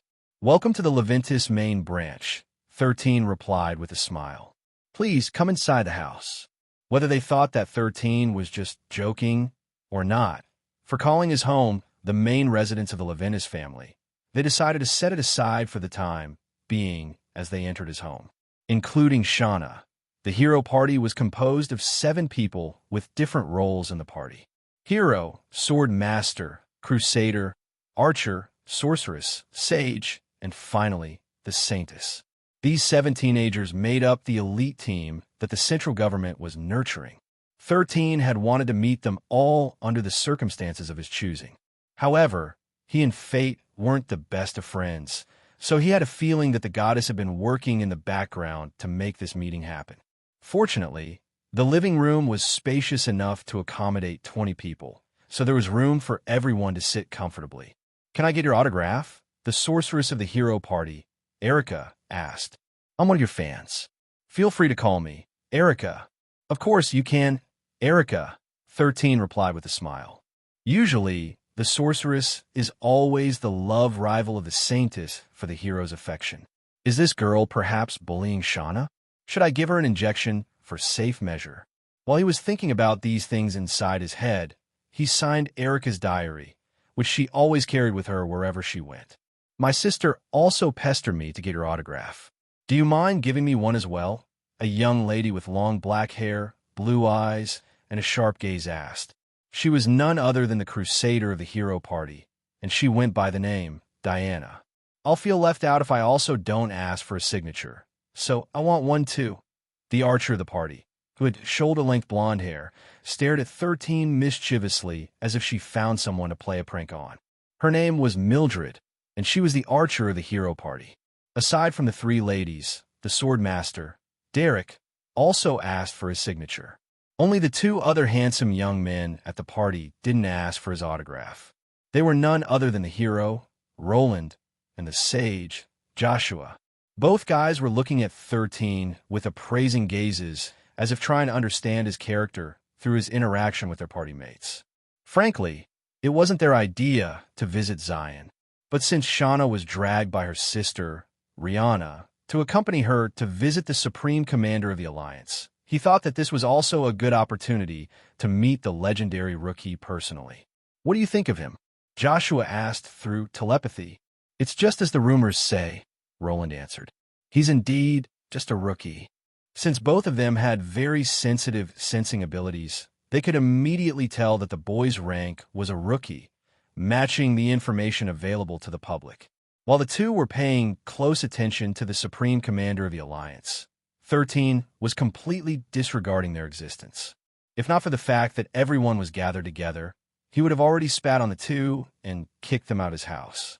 After he finished signing the autographs, Rihanna gave her old comrade a look from head to foot. You've grown a lot since we've seen each other, Rihanna said with a smile. When we first met, I was only 7 years old. Of course, I've grown up a lot since then, 13 replied. If not, then that means something is seriously wrong with me. Right? Rihanna nodded. You've grown more handsome since I saw you. And you've grown more beautiful, 13 replied. My brother talks about you a lot. Does he? Rihanna asked, her smile widening a bit. Your brother is a young man of few words, so it's a great honor if he talks about me. 13 wanted to say that his brother only acted the way he did because of the training that he had asked him to do when Mikhail was younger. Since he didn't want ladies to take advantage of his brother's kindness, he trained him to be a man of a few words and to act cold in front of people. That way, they wouldn't pester him so much. Unfortunately, Mikhail was a very handsome teenager. So despite his cold and brooding persona, many young ladies still found him irresistible. In essence, 13's plan completely backfired. The same could be said for Shasha. Since she was also extremely beautiful, she had countless admirers, including a certain tigerkin named Taiga and a certain young man from the Stallard family who went by the name King. By the way, Zion, how about we spar for a bit? Rihanna asked. I wasn't able to beat you during the time when we were together. I want a rematch. Sure, 13 replied. Shall I give you a handicap? The people in the living room found the teenage boy's words quite funny. A rookie planned to give a master a handicap? If this was heard by anyone, they would just laugh it off. But to their surprise, Rihanna nodded her head as if it was only a natural thing to do so. No, Rihanna answered. Fight me for real this time, and don't hold back. Okay, let's go, 13 said, motioning Rihanna to follow him to the underground training room in the basement of their house. Roland and Joshua exchanged glances before nodding their heads at the same time. There was no way that they would allow such a chance to slip by, so they decided to tag along. Of course, since everyone thought that it was going to be an interesting sparring match, they decided to come along as well. They didn't expect much from this duel, but they wanted to see how 13 would struggle against his opponent. Alessia, Remy, and Rhea also follow behind them. Unlike their guests who thought that the one who would be losing would be Zion, the members of his family believed that a surprise was waiting for everyone in a few minutes. But they were not the only ones who had these thoughts. The three Valkyries, Viola, Sharon, and Louise also believed in the prowess of their supreme commander. After all, the four of them went to face off against Evavug together. Compared to the Brain Beetle, Rihanna was way cuter than the bug. But they weren't holding their breath for her to win against the teenage boy who had changed their lives in more ways than one. Remy carefully helped her brother bandage his knuckles for his sparring match with Rihanna. The teenage boy decided to wear boxing gloves in his fight against her as a way to protect his hands from their duel. Rihanna had recently stepped into the master rank and was considered a very talented individual, having broken through in ranks faster than most wanderers. She and 13's brother, Mikhail, had the same rank, and if their next mission in Solterra ended successfully, they would be a step away from becoming grandmasters. The hero of the hero party, Roland, was also an initiate despite being only 17. It was due to him being a step above the rest that he was considered one of the top prodigies of the current generation. Seeing that her sparring partner was planning to use a glove, Rihanna also decided to wear one. After parting ways with 13 in Solterra, Rihanna had focused her effort on learning how to become a good archer. However, she also learned how to fight in close combat using short swords. She was now more like a ranger, who could fight using both ranged and melee weapons. Since she was also part of the army, she learned basic hand-to-hand combat from her parents. Even Shauna was taught a bit about this. As a healer, she also needed some ways to protect herself if her opponent managed to get close to her. You can use wooden daggers over there, Rihanna, 13 said. Don't worry, it will be fine. Maybe next time, Rihanna replied. My hand-to-hand combat is getting rusty, so this is fine too. The one who was helping Rihanna apply the bandage on her hands was none other than Shauna. After 13 and Rihanna were done wearing their gloves, they headed to the center of the training room, leaving the rest to watch from the sides. It's a shame, but I also want to spar with him, Roland commented. Unfortunately, it will be too unfair since I am stronger. Same, Derek smiled faintly. Still, who do you think will win? Isn't it obvious? Rihanna will naturally win, Roland answered. I feel the same way, Derek replied. But I'm a sucker for underdogs, so I'm rooting for Zion to win. How about you, Shauna? Who do you want to win? I don't care who wins, Shauna replied. I just don't want to see any of them get hurt in this sparring match. Oh, does that mean you don't want to see Zion get hurt? Erica hugged Shauna from behind. Admit it. You like him, don't you? Cut it out, Erica. Joshua, who didn't like where the topic was going, stated. You know, Shauna is still innocent when it comes to these things. Well, she might be, Erica said in a mischievous tone. But some of them are not, right? The girls in the hero party, with the exception of Shauna, knew that Roland and Joshua had a crush on their Saintess. Derek knew this as well. But for him, Shauna was only a close friend, so he didn't feel any jealousy when other guys were being linked to the Saintess. Just watch the spar, Roland stated in order to shift the attention back to the two combatants. They're about to start. 13 and Rihanna both took a fighting stance and stared at each other for a few seconds. Contrary to what everyone was expecting, it was 13 who took the initiative to close the distance, making Rihanna smirk. Without much effort, the young lady also closed the distance and was the first one to strike. The resounding sound of a glove hitting something echoed inside the training room. Everyone's eyes widened in shock when 13 easily dodged Rihanna's blow and gave her a punch on the side of her ribcage, targeting her liver. 13 didn't use his full strength when he dealt the blow, but it was enough to make Rihanna feel a slight pain at the side of her body. That's the only warning shot you will get, Rihanna, 13 said as he started to move around the training room, using his steadfast brawler movement technique. Next time, I will hit you for real. I know that you plan to hold back, but I assure you, there's no need for it. Fine. Rihanna stopped smiling as her expression became serious. I'll fight you for real. Don't worry. Shauna is here to heal you if I accidentally break your bones. But you might not be able to do anything physically exhausting for a week. 13 didn't reply and only made the gesture of come to daddy with his gloves. This time, it was Rihanna who took the initiative to charge at 13, wanting to wipe the smirk off his face. She unleashed a combination of punches and kicks. But every time, 13 was able to dodge them with ease, making the members of the hero party watch the spar more seriously. How can he dodge her attacks when she's stronger than him? Joshua asked as he fixed the glasses on his face. That shouldn't be possible, right? He's only a rookie. He's predicting her moves, Derek replied solemnly. I don't remember him having that kind of ability in his status page. He doesn't have any abilities like that, Erica commented.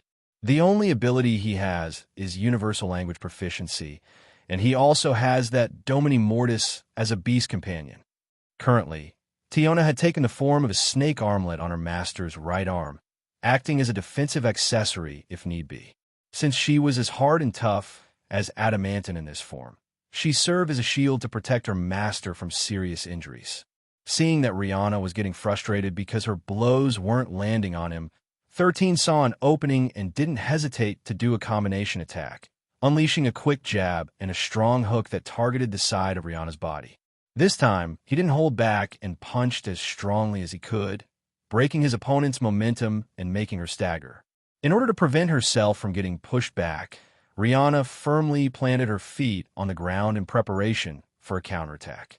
But that was a mistake. 13's combination attack wasn't over.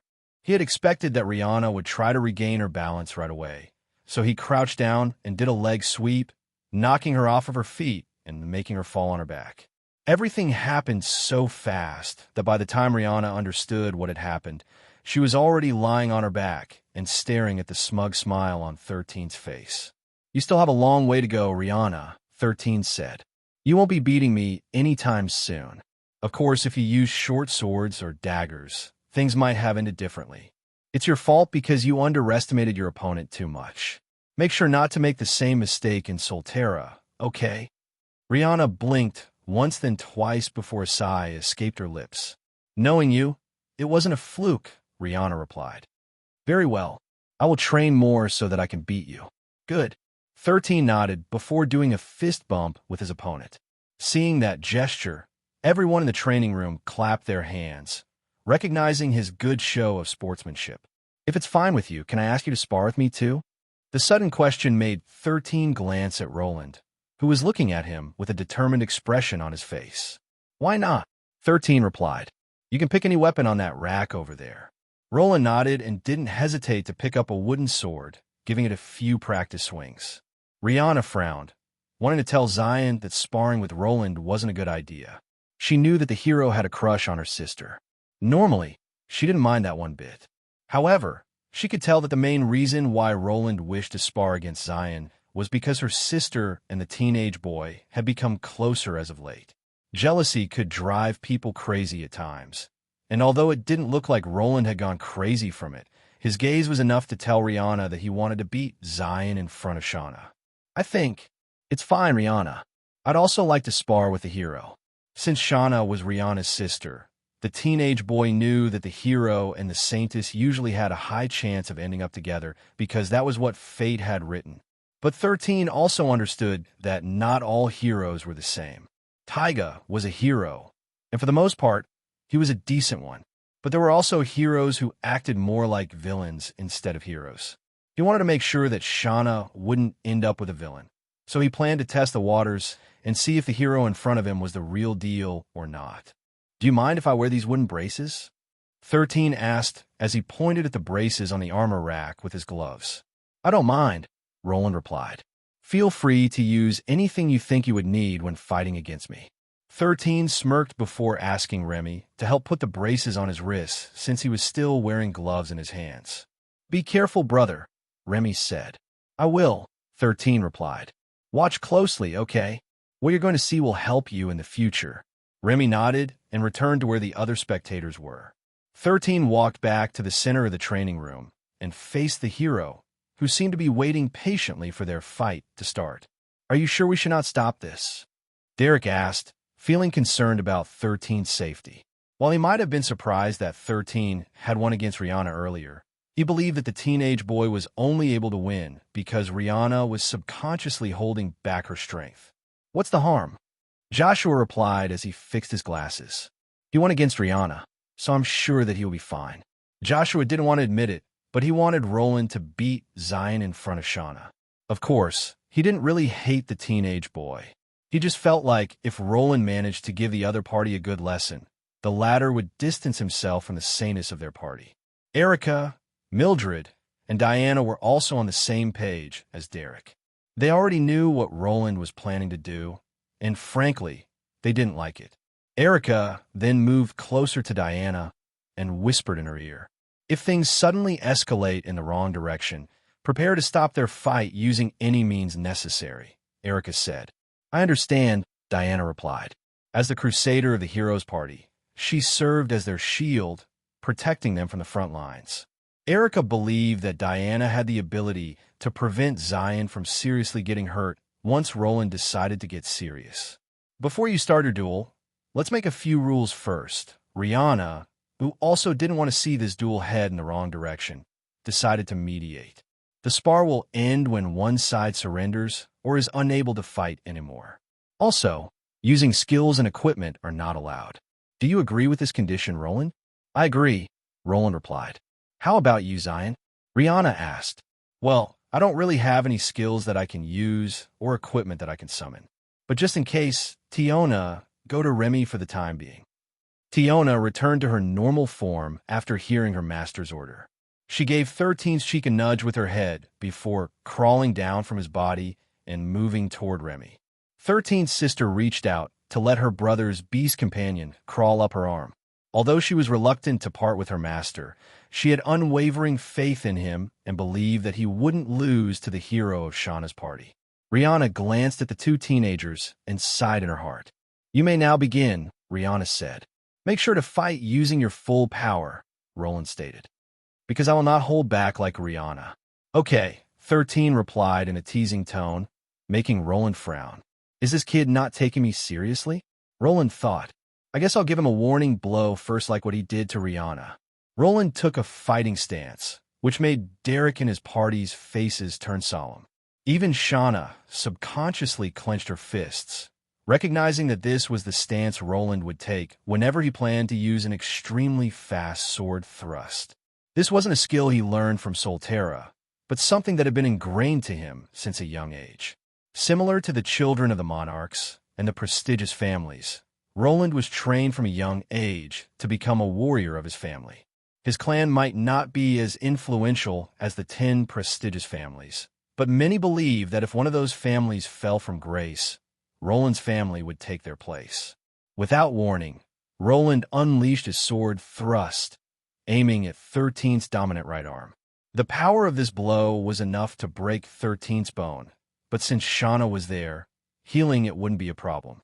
At most, the teenage boy would need a rest for a week to fully recover, which Roland believed was enough time to make him understand that Shauna was off-limits for him.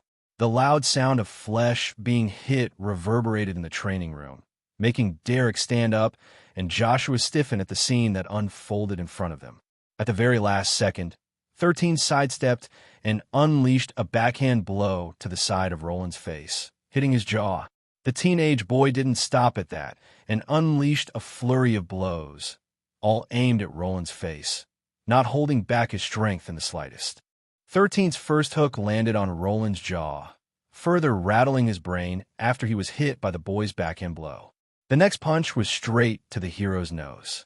At the point of impact, a faint cracking sound reached 13's ears, but he didn't stop there. Left jab, right uppercut, left hook, and last but not the least, another straight punch hit Roland's nose for a second time. Everyone thought that Zion was just a rookie, and they were right. However, he wasn't an ordinary rookie. He was a rookie who had absorbed the core of a Magian Prince, giving him a portion of the Magian Prince's strength. The reason why Rihanna lost to him wasn't due to their difference in ranks. It was because 13 was a rookie who had the strength of a master.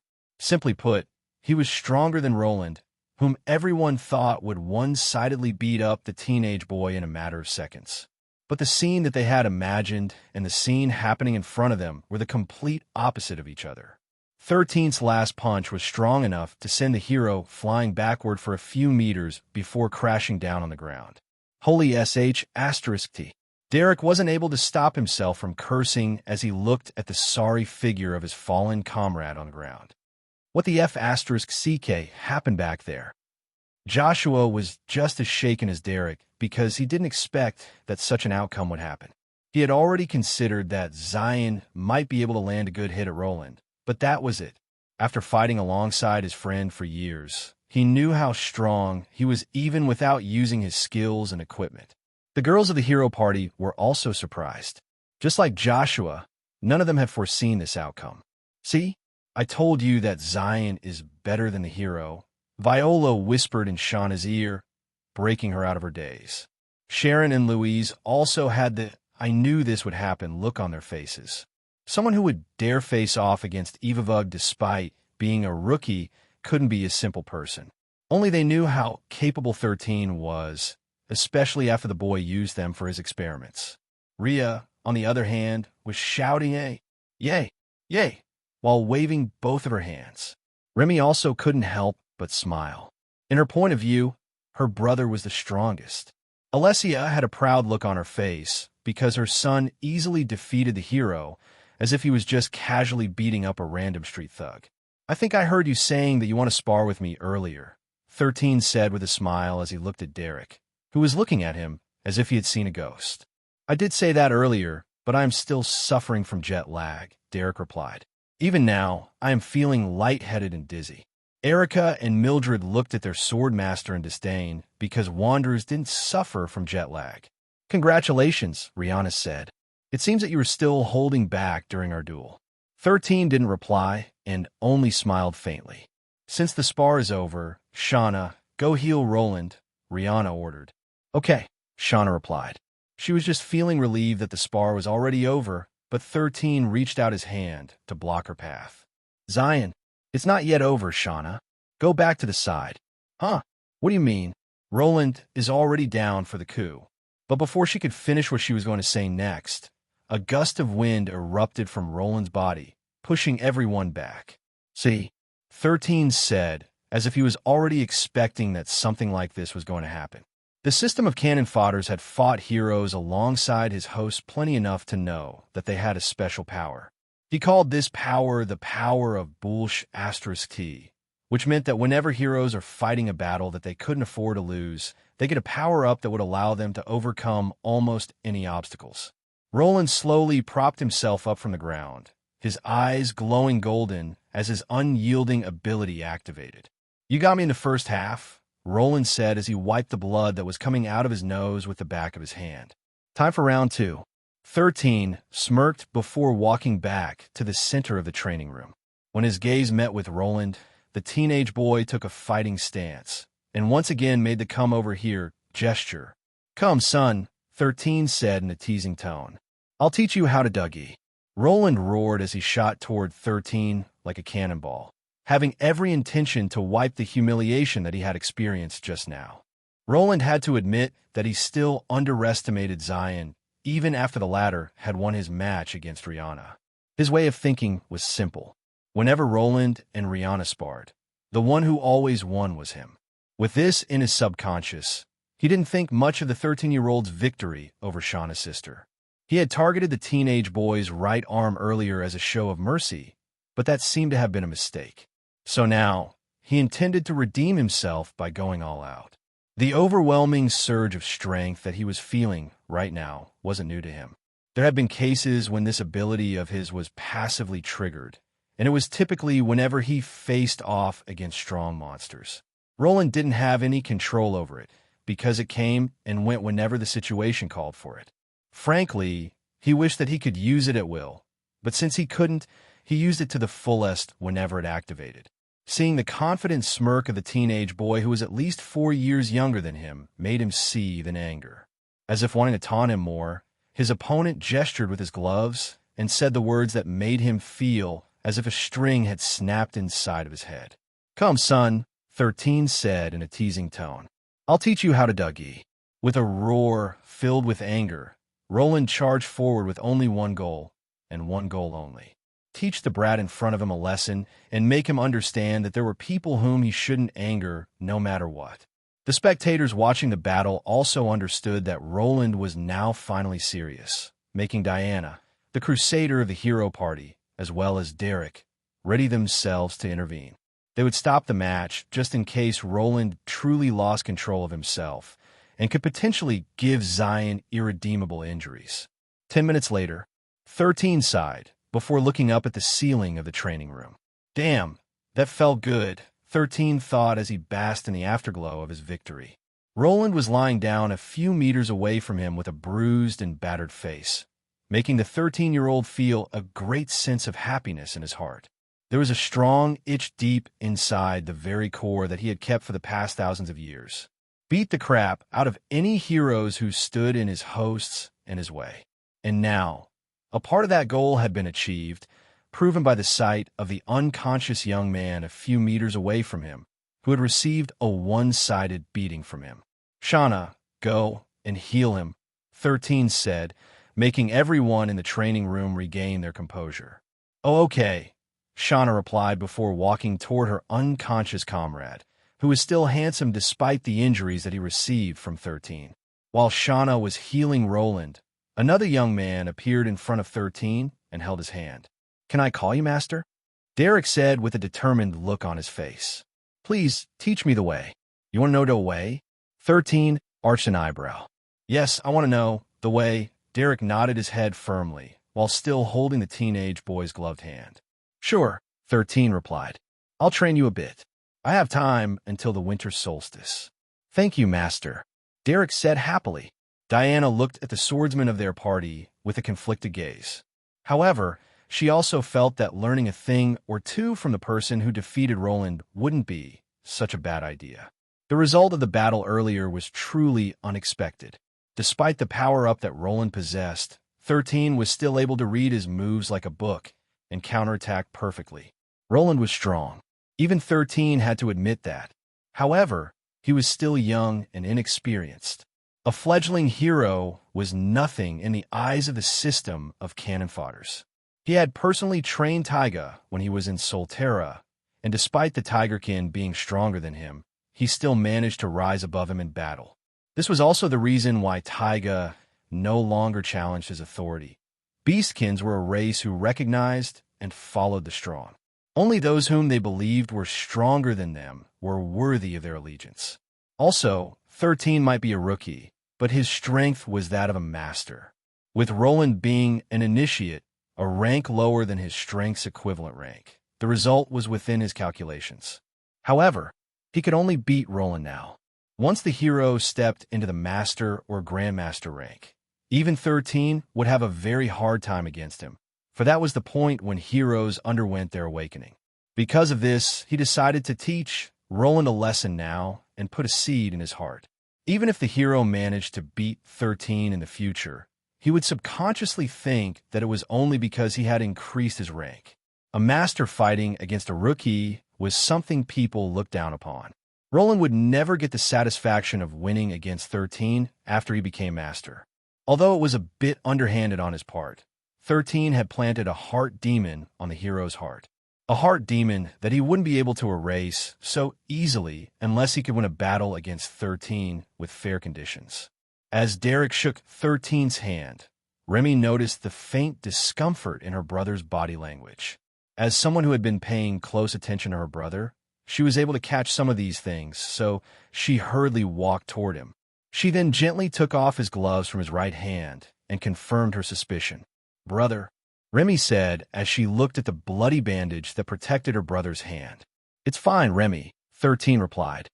"Shauna is here, so she can heal it after she's done healing her friend." Derek and Diana, who also saw the bloodied bandage, realized that at the end of the day, Zion was still truly a rookie. He had to fight tooth and nail in order to win against Roland. His hands getting injured was the consequence of facing off against the hero, who was several ranks above his own. "Don't remove the bandage for now," Diana said as she held the teenage boy's right hand.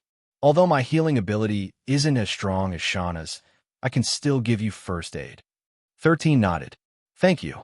A faint green glow wrapped around Diana's hand as she used her healing magic to heal the boy's injury. Remy, on the other hand, gently pried off the glove from her brother's other hand.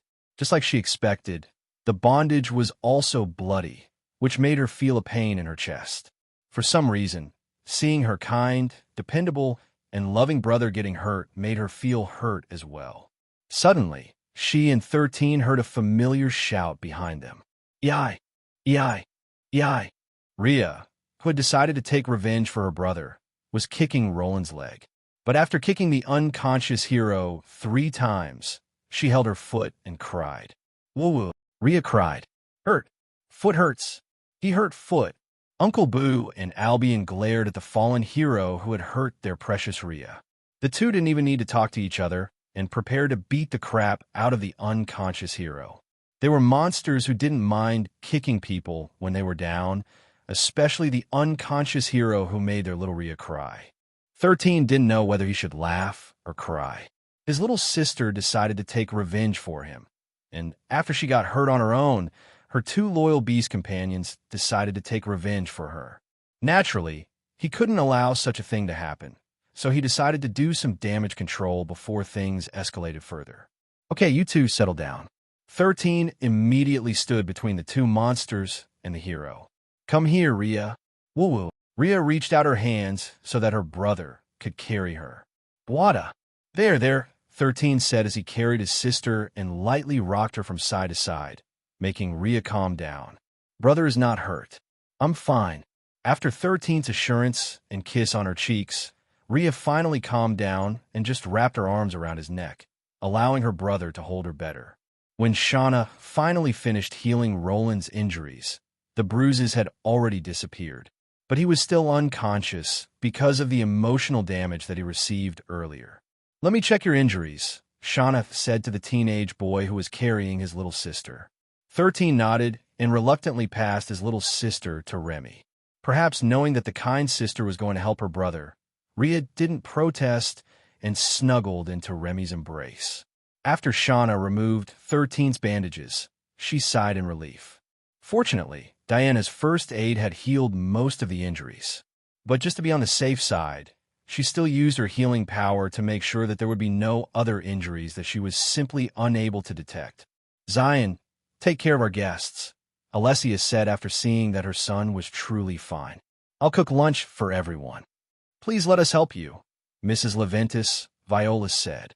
"The 3 of us know how to cook, so we will definitely be helpful to you." "Great," Alessia replied. Is there anyone here with an allergy? None of us have an allergy, Mrs. Leventis, Erica replied. Alessia nodded. Understood. She then left the training room with Viola, Sharon, and Louise following behind her. This was the first time that they had had so many guests in their house, so she decided to cook a feast for everyone to enjoy.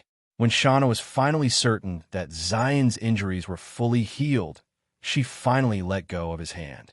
But as soon as she did that, Rihanna grabbed the boy's hand and looked at him with a solemn gaze. Hey, teach me too, Rihanna stated. It's not fair that it's only Derek that you plan to teach. I met you first, so you should train me too. What kind of logic is that? 13 blinked innocently. But sure, I don't mind. Let's train later this afternoon. Can I join? Diana asked. I also wish to learn a thing or two from you. Why not? 13 replied. Feel free to join. His gaze then shifted to Roland, who was now starting to stir from the ground. The young man stood up, then glanced at 13 before walking away without looking back. No one stopped him because they knew that he wanted to be alone right now. When Roland could no longer be seen, Joshua approached 13 with a solemn expression on his face. Zion, do you want to join the hero party? Joshua asked. No, 13 replied. Great. I'm sure that with you being part of our team, we will be able to do many tea. Joshua wasn't able to finish the rest of what he was going to say because it finally registered to him that the teenage boy had rejected his offer. May I know why? Joshua asked. If it's about Roland, I'm sure that we can talk things out. It's not about him, 13 replied. I'm just a very busy person. I'm sorry, but I can't join the hero party. However, I am rooting for you guys. I'm sure that someday, all of you will become outstanding individuals who will protect this world from the threats that will befall it. 13's words were sincere and didn't contain a hint of sarcasm. As much as he hated heroes, he also understood that they had a role to play in the bigger picture. However, if he ever came across a hero who acted like a villain, 13 would do everything in his power to eliminate them. It was better to get rid of them early before they could do greater harm in the future. As for Roland, 13 didn't think that he would grow up to be villainous. His senses were very keen since he had been fighting against heroes for the past thousands of years.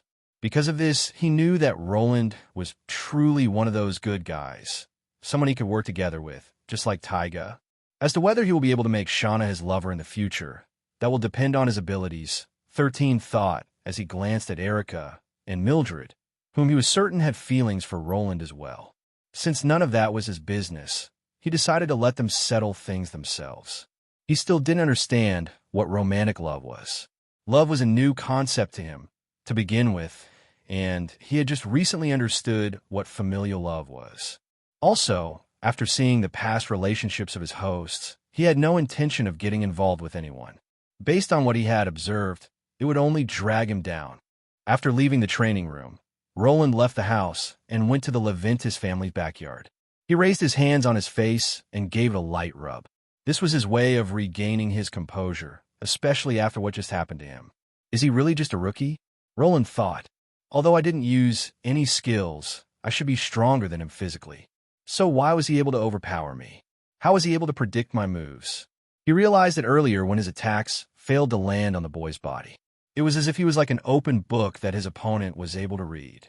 Roland even tried to change his tactics and footwork just to confuse his opponent, but it still didn't work in the end. Although Zion wasn't able to avoid all of his attacks, he effectively used the wooden bracers to deflect his blows, mitigating their power.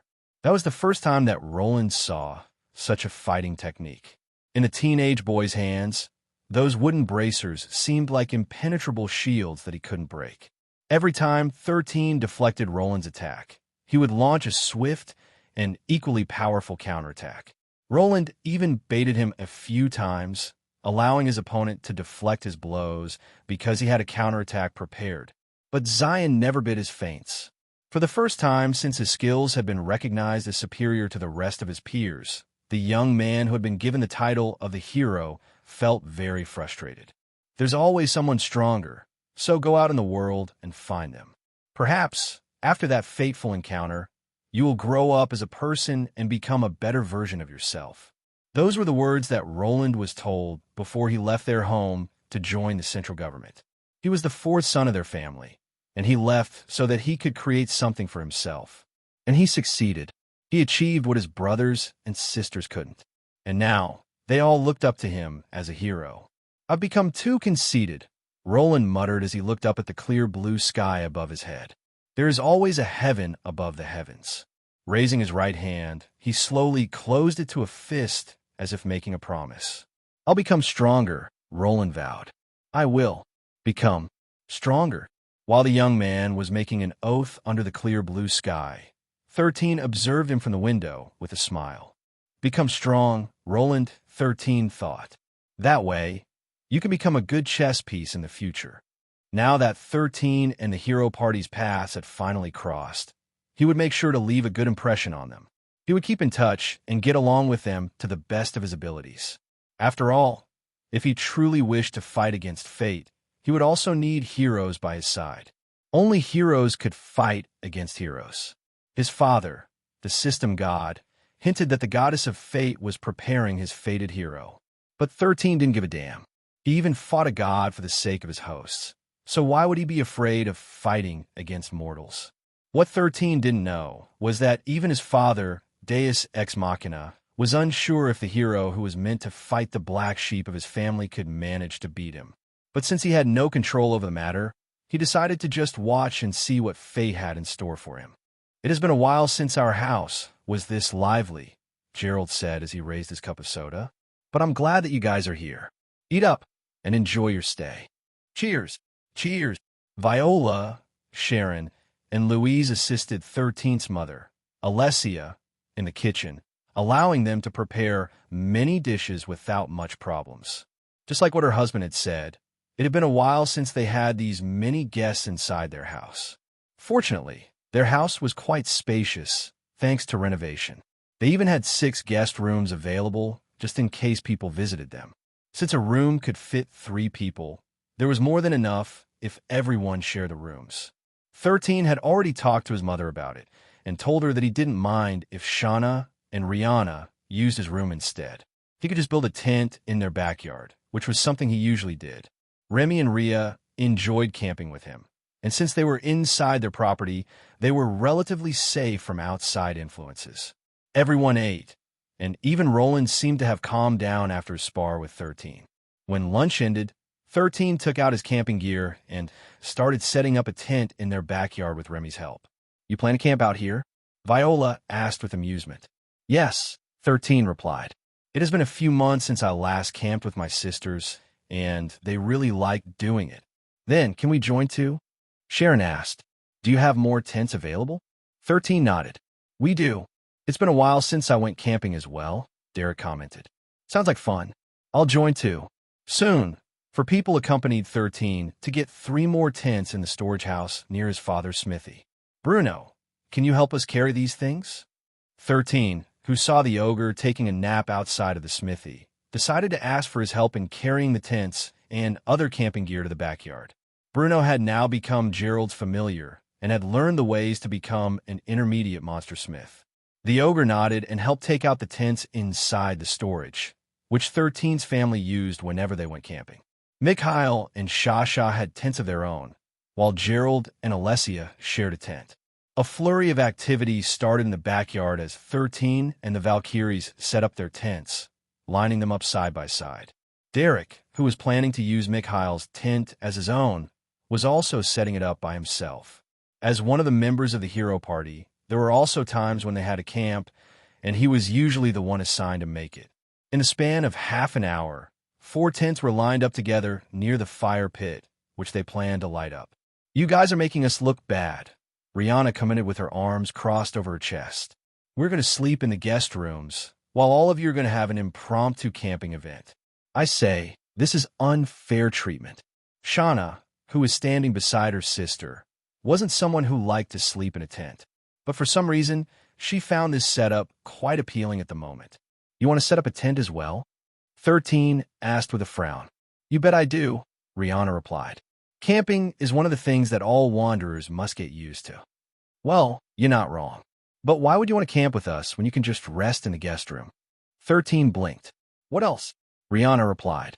"To create beautiful memories, of course." There's nothing beautiful about camping and looking up at the sky, seeing shooting stars fall, 13 replied, which made Rihanna lightly bump his head with her fist. Don't say such ominous things, Rihanna said in annoyance. You're ruining the mood. 13 lightly massaged the place that Rihanna had hit before heaving a sigh. Back on Earth, stargazing was a popular hobby. But in Pangea, no one thought of it as beautiful. The skies above their heads were different. Shooting stars were common, but they only showed up whenever a wanderer died. Something that was once considered beautiful was now an omen of death, and not many people would like to see such a thing. In fact, during the night of the solstice on the longest night of the year, many people didn't want to look up in the night sky because they would see countless shooting stars falling from the heavens. You're right, 13 replied. I was being insensitive. The teenage boy then tapped the communicator on his wrist. Yes, young master. Is there something I can help you with? Han said as soon as he accepted 13's call. We have some guests here in our residence, and they decided to go camping with us, 13 answered. Do you have spare tents? I will need one. No, make it 4 tents. Also, can you steal some of Graham's high-quality meat? A few kilos will be nice. Understood, young master, Hans stated. I'll be there as soon as I can. Thank you, Hans, 13 said. See you later. After ending the call, the teenage boy shifted his attention to Rihanna, who seemed to be satisfied with his arrangement. Now, all they needed to do was wait for the tent to arrive. Of course, their activity was not missed by the hero party, who had also arrived at the campsite with genuine interest. Roland and Joshua seemed to have gone to the smithy to talk to Gerald and check out the armaments he had on display. Since the hero and the sage were away, Derek was more lively than usual. Master, are you really going to train me tomorrow? Derek asked. Yes, 13 replied. Since I don't know your level of proficiency, we will be doing some standard tests. Have you used a GANDAM before? After hearing the word GANDAM, the smile on Derek's face widened before patting his chest with confidence. Of course, I have, Master, Derek answered. In fact, I am one of the top rankers in the heaven rankings. What rank are you? 13 arched an eyebrow. Well, I am ranked 8th in the heaven rankings below the age of 20, Derek replied. My GANDAM name is Swordmeister 41. Ah, so you are indeed one of the top rankers. 13 nodded. Not bad. GANDAM, or better known as General Augmented Nexus for Defense and Assault Mobility, was developed by a company that went by the name Noise. It was an upstart company that was only established 3 years ago, and yet it had become one of the leading manufacturers of the GANDAM Neuralink, which served as a virtual reality fighting game. It had become very popular, and the technology used for it was groundbreaking. Tomorrow, we will set your parameters to the lowest level and disable your skills and other abilities as a wanderer, 13 stated.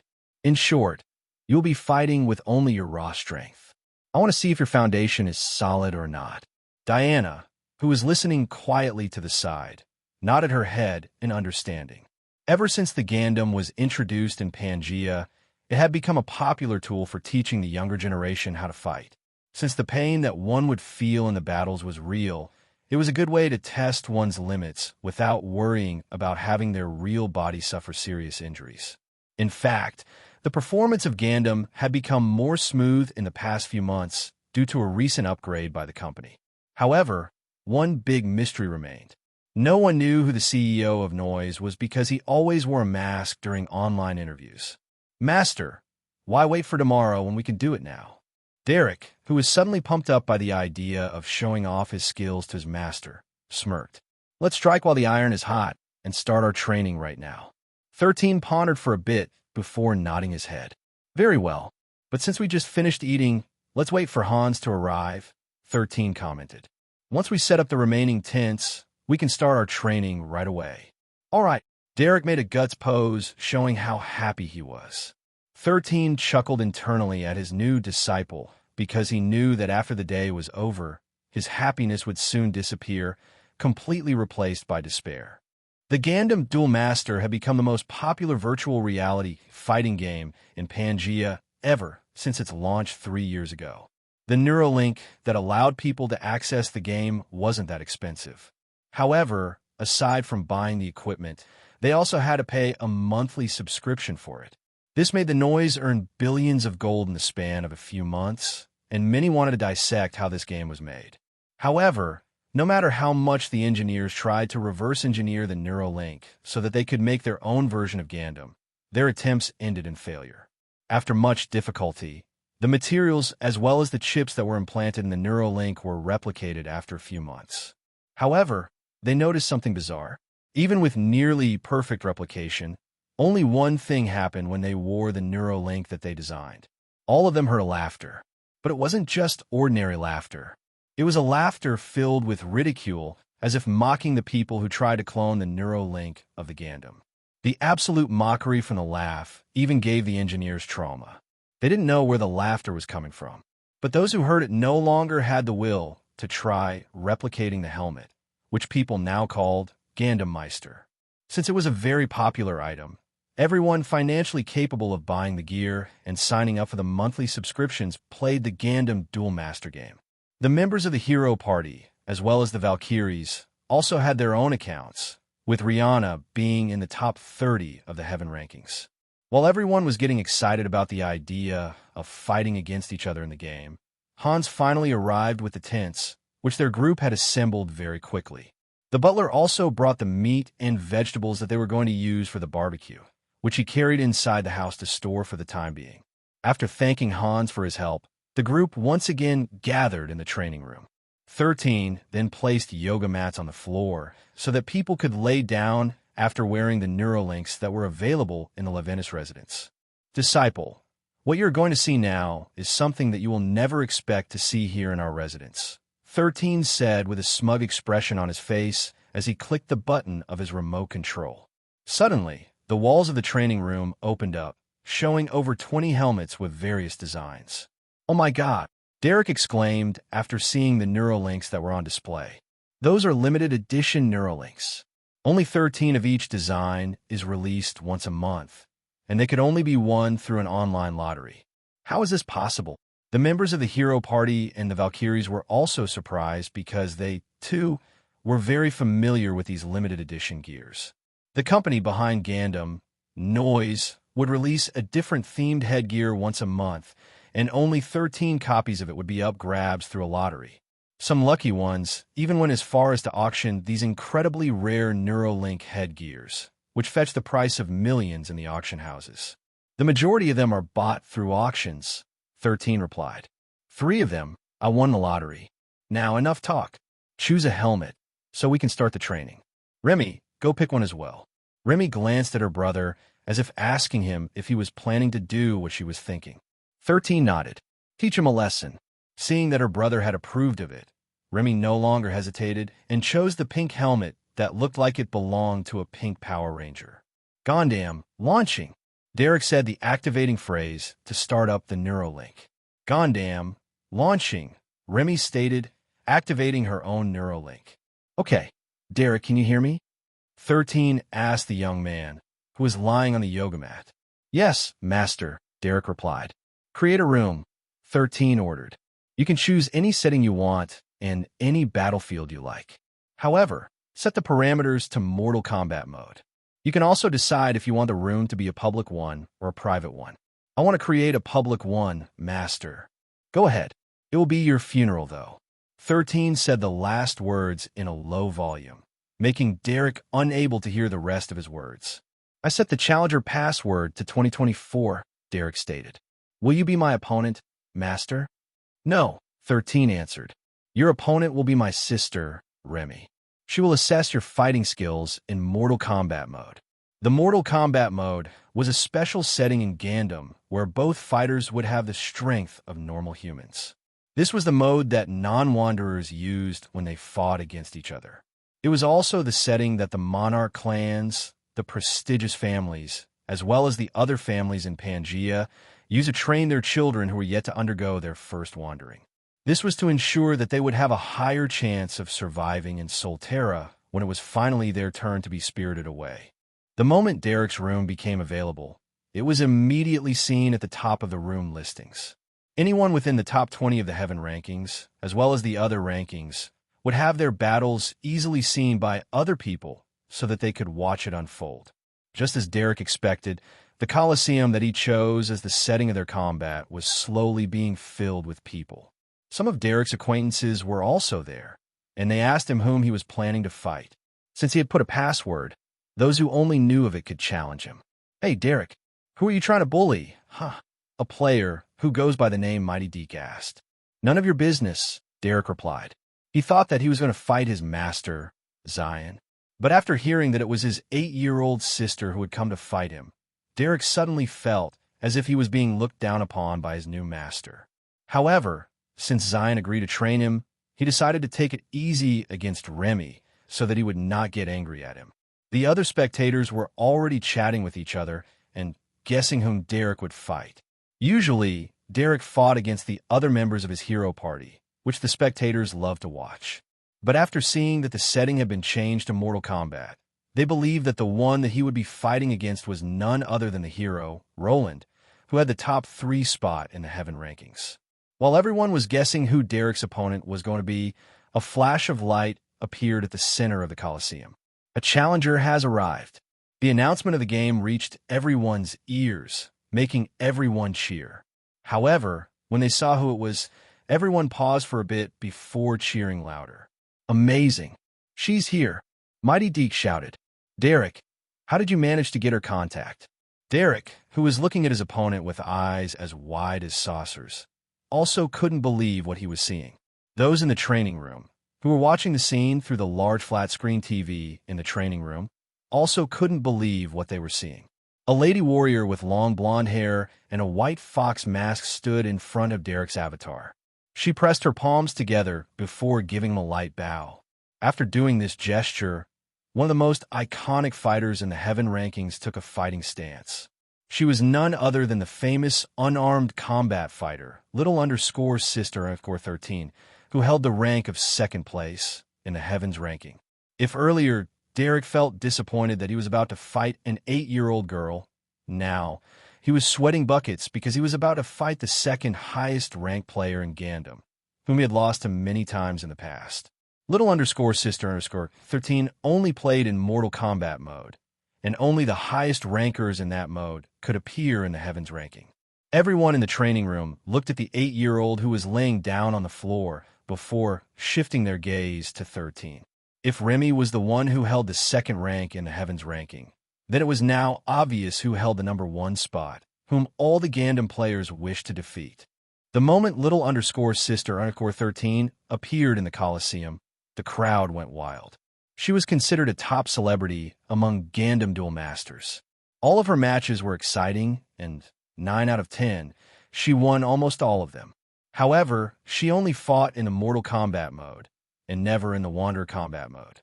Since the Heaven ranking was for people below the age of 20, everyone assumed that Sister_13 was a beautiful teenage girl whom everyone would want as their sister. "Damn you, Derek!" Mighty Deke shouted. "Switch with me. Let me fight her. She's too good for you, damn it." "That's right. You go die, Swordmeister 41. Kill him, little sister. Kill him, kill him, kill him, kill him." The spectators unanimously voted for Derek's execution, prompting the latter to flash them the middle finger. Right now, the Swordmaster of the hero party felt as if his heart was breaking apart. Just an hour ago, he was one of these bastards who idolized and even dreamed of meeting Sister_13 in real life. He had even fantasized about asking her out for a date. But now that he knew that one of the most sought-after lady warriors of the GANDAM world was only an 8-year-old, Derek felt as if he'd been slapped by his mother's flip-flops a dozen times over. "Battle starts in 3 seconds. The AI shouted, pulling Derek out of his daze. "I need to focus," Derek thought, taking a fighting stance simultaneously with the timer starting its countdown. "I've become stronger since the last time I fought her. I'm sure I can win this time. 3, 2, 1. Duel start." As soon as the signal to start the battle was declared, Derek immediately charged forward, with the tip of his sword nearly touching the ground. The Mortal Kombat mode was a purely physical battle, with everyone having the same strength they had in real life. Here, those new martial art techniques stood out. With this setting, Everyone would be able to tell if someone received proper training or just wildly throwing punches, sword slashes, and kicks at their opponents. Remy's avatar, little_sister_13, started to move erratically, using the footwork of the steadfast brawler. Derek had watched her battles many times in the past, even attempting to dissect this move so that he could defeat her. Back then, he wanted to defeat the masked warrior, intending to ask her out on a date if she lost. Obviously, all those thoughts were already thrown out of the window.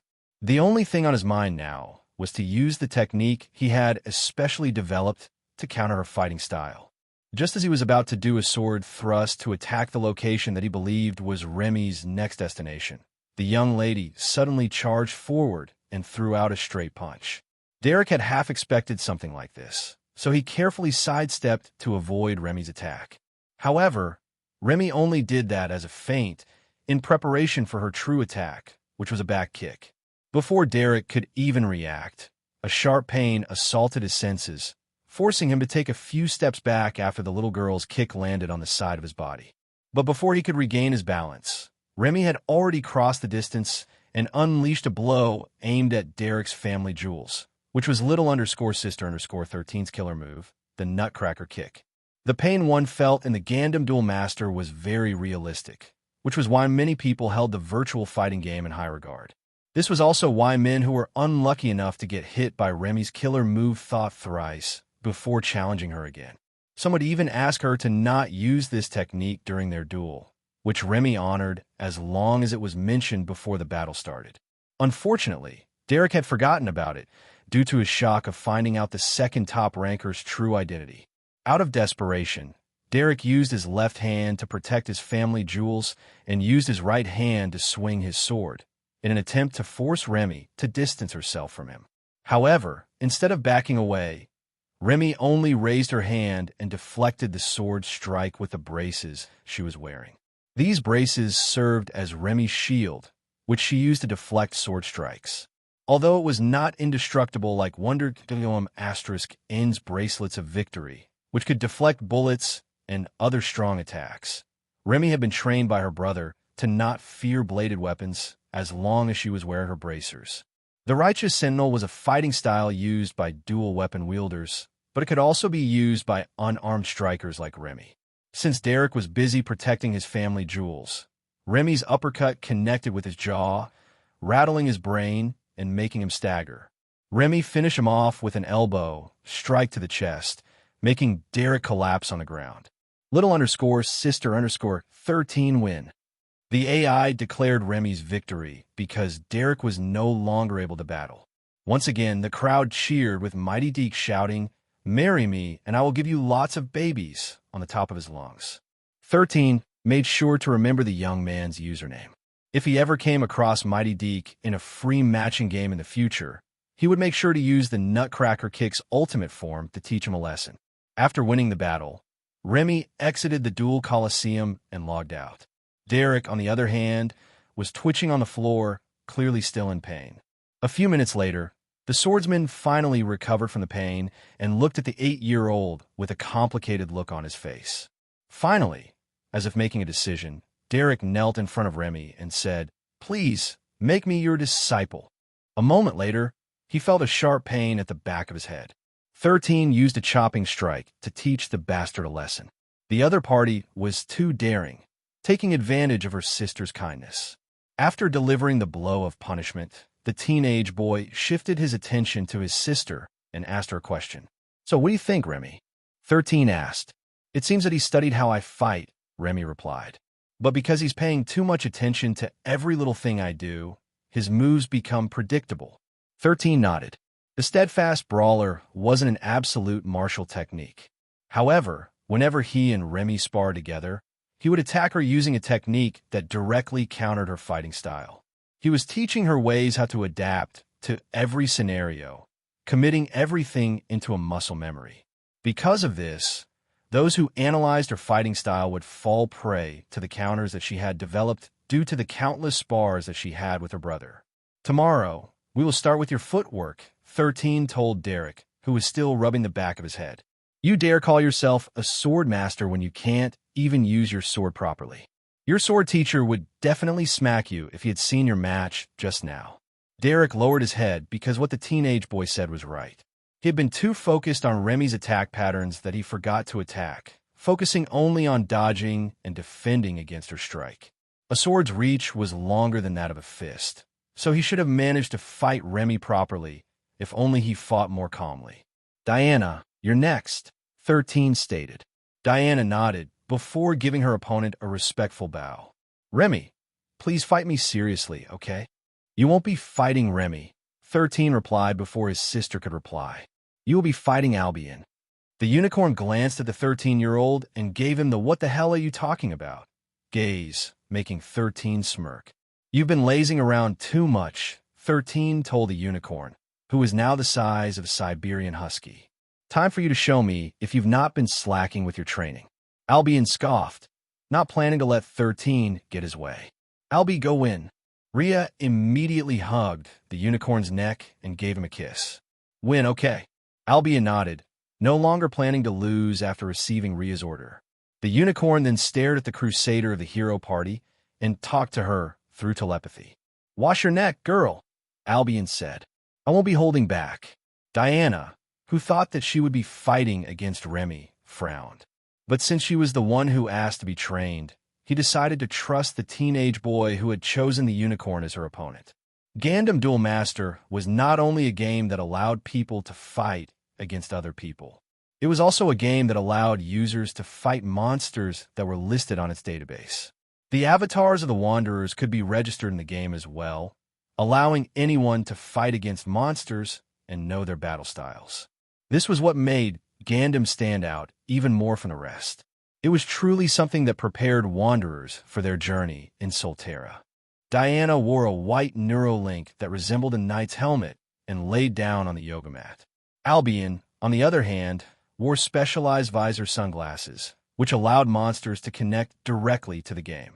Diana entered Monster Hunter mode as per 13's instructions and chose an open plain as their battleground. 13 looked at Diana's rank and discovered that she was in the top 50 of the heavenly rankings. Unlike Derek, who specialized in offensive attacks, Diana focused more on defense. She was always on the front line of the party, preventing her companions from getting hurt and taking some of the strongest blows that could break the bones of a person if they were unlucky enough to get a direct hit. I will be assessing your reaction time, 13 said. Since you are your party's first line of defense, I want to know how fast you react to enemy attacks. Monster Hunter mode gave Wanderers full access to their abilities and equipment to a certain extent. But only equipment properly registered in its database would retain its function in the game. Those who wished to keep the information of their gear a secret would not be able to use their weapons' abilities because it wasn't registered. But for most people, that was fine as well.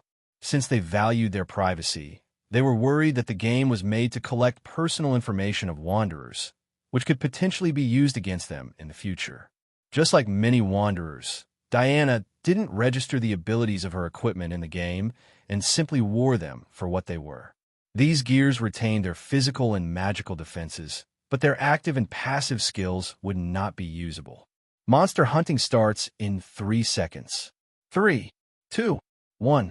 Monster hunting start. Before Diana could even move from her spot, she felt a threat coming from behind. Immediately, she conjured a small shield made of light on her back, successfully protecting herself from the sneak attack aimed at her blind spot. The magic bullets Albion had conjured landed on the white shield and was neutralized completely. But before Diana could breathe easily, her sixth sense kicked in and she felt a threat in every direction, making her eyes widen in shock. Aegis, Diana shouted as she thrust her sword into the ground, creating a dome of light that shielded her entire body. The sound of explosion followed as countless magic bullets landed on the strongest defensive skill that Diana could use.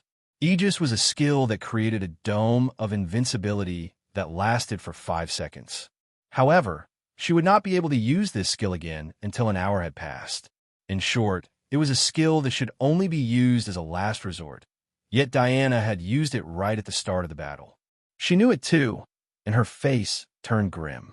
Swinging her sword to the side, Diana dispelled the dust cloud that surrounded her.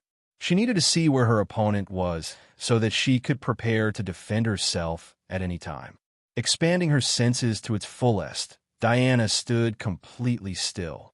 Her breathing was steady, and her stance was calm. When she sensed Albion's barrage coming in her direction, she used her shield to block it. For the sneak attacks she thought she could take, she parried them with her sword. Soon, the intensity of the attacks rose with each passing minute, attacking her from every direction. Diana wasn't able to block all the magic bullets that Albion had cast. Some of them landed on her armor, which made Diana stagger but not fall. Despite the overwhelming punishment she was enduring, she held her ground. "How many minutes has it been?" Diana thought as he blocked another magic bullet aimed at her head. "How long have I been defending like this?" The sword and shield in her hands are getting heavier and heavier as fatigue slowly built up in her body. She didn't know how long Zion's assessment test would end, so she did the only thing she could do, and that was to defend. As more minutes passed, Diana felt as if the sword and shield in her hands weighed a ton each. Seeing a giant fireball headed in her direction, Diana roared as she lifted her shield for the umpteenth time and cast a support spell to empower it. "Elemental Shield," Diana roared as she braced herself for the oncoming attack. When the fireball collided with her shield, Diana felt as if all the air in her lungs had been blown out, making her body fly backward due to the impact of the spell. She crashed heavily on the ground and groaned in pain. The young crusader tried to move her hands, but they no longer obeyed her will. Her strength had left her, and even the act of lifting a finger felt like a monumental task at the moment. After struggling to lift her head from the ground for a few seconds, she finally gave up and panted for breath. Her entire body was aching as if she had been punched and kicked in every part of her body. "Not bad for a human," Albion commented after teleporting beside the fallen crusader. Diana ignored the unicorn and did her best to regain a bit of her strength. Suddenly, she heard a notification inside of her head. "The wanderer named Diana has reached her limit and will now be automatically disconnected from the server." After hearing the notification, a 5-second countdown appeared in front of her, making her sigh in relief. "Finally, it's over," Diana said as she closed her eyes. She was not only physically exhausted, she was also mentally and emotionally drained. She fell asleep, Shauna said after she had successfully removed the Neuralink from Diana's head. A moment later, she started to use her power to heal and revitalize her friend's body. Although Diana would recover normally, the battle she fought was as real as it could get, so she still felt exhausted in the real world. While this was happening, 13 was checking the data of Diana's performance. He planned to create a custom training for the Crusader, which focused entirely on defending. Although he couldn't pass down divine rank techniques to her, he could still teach her the proper ways how to move her body with minimal effort, ensuring that she would be able to block attacks quickly and more effectively. "She's great, right?" Derek asked with a smile. "She lasted for half an hour against that unicorn." 13 nodded. "She's at least 10 times better than you." Derek almost choked on his saliva after hearing the younger boy's words. However, he didn't dare refute him, especially after getting beaten by Remy, who was half his age. The smell of barbecued meat reached Gerald's nose as soon as he came out of his smithy. The sun was about to set, and he had just half finished the project that he was working on. Remembering that they had guests, he guessed that they were having a barbecue feast, so he followed the scent to check up on them. When he arrived at the backyard of their residence, he was surprised to see several tents set up around the campsite he had made for their family. Camping was a skill all wanderers must be used to. In Solterra, they would spend most of their time outdoors and facing the harshness of the elements. So this wasn't new to him. A smile even appeared on his face because he believed that the kids should have fun while they still could. Seeing that everyone was having fun and enjoying their youth, Gerald walked towards the house, intending to spend some adult time with his wife. "Let the kids play," Gerald thought as he gave the teenagers one last glance. "While we adults play to make kids."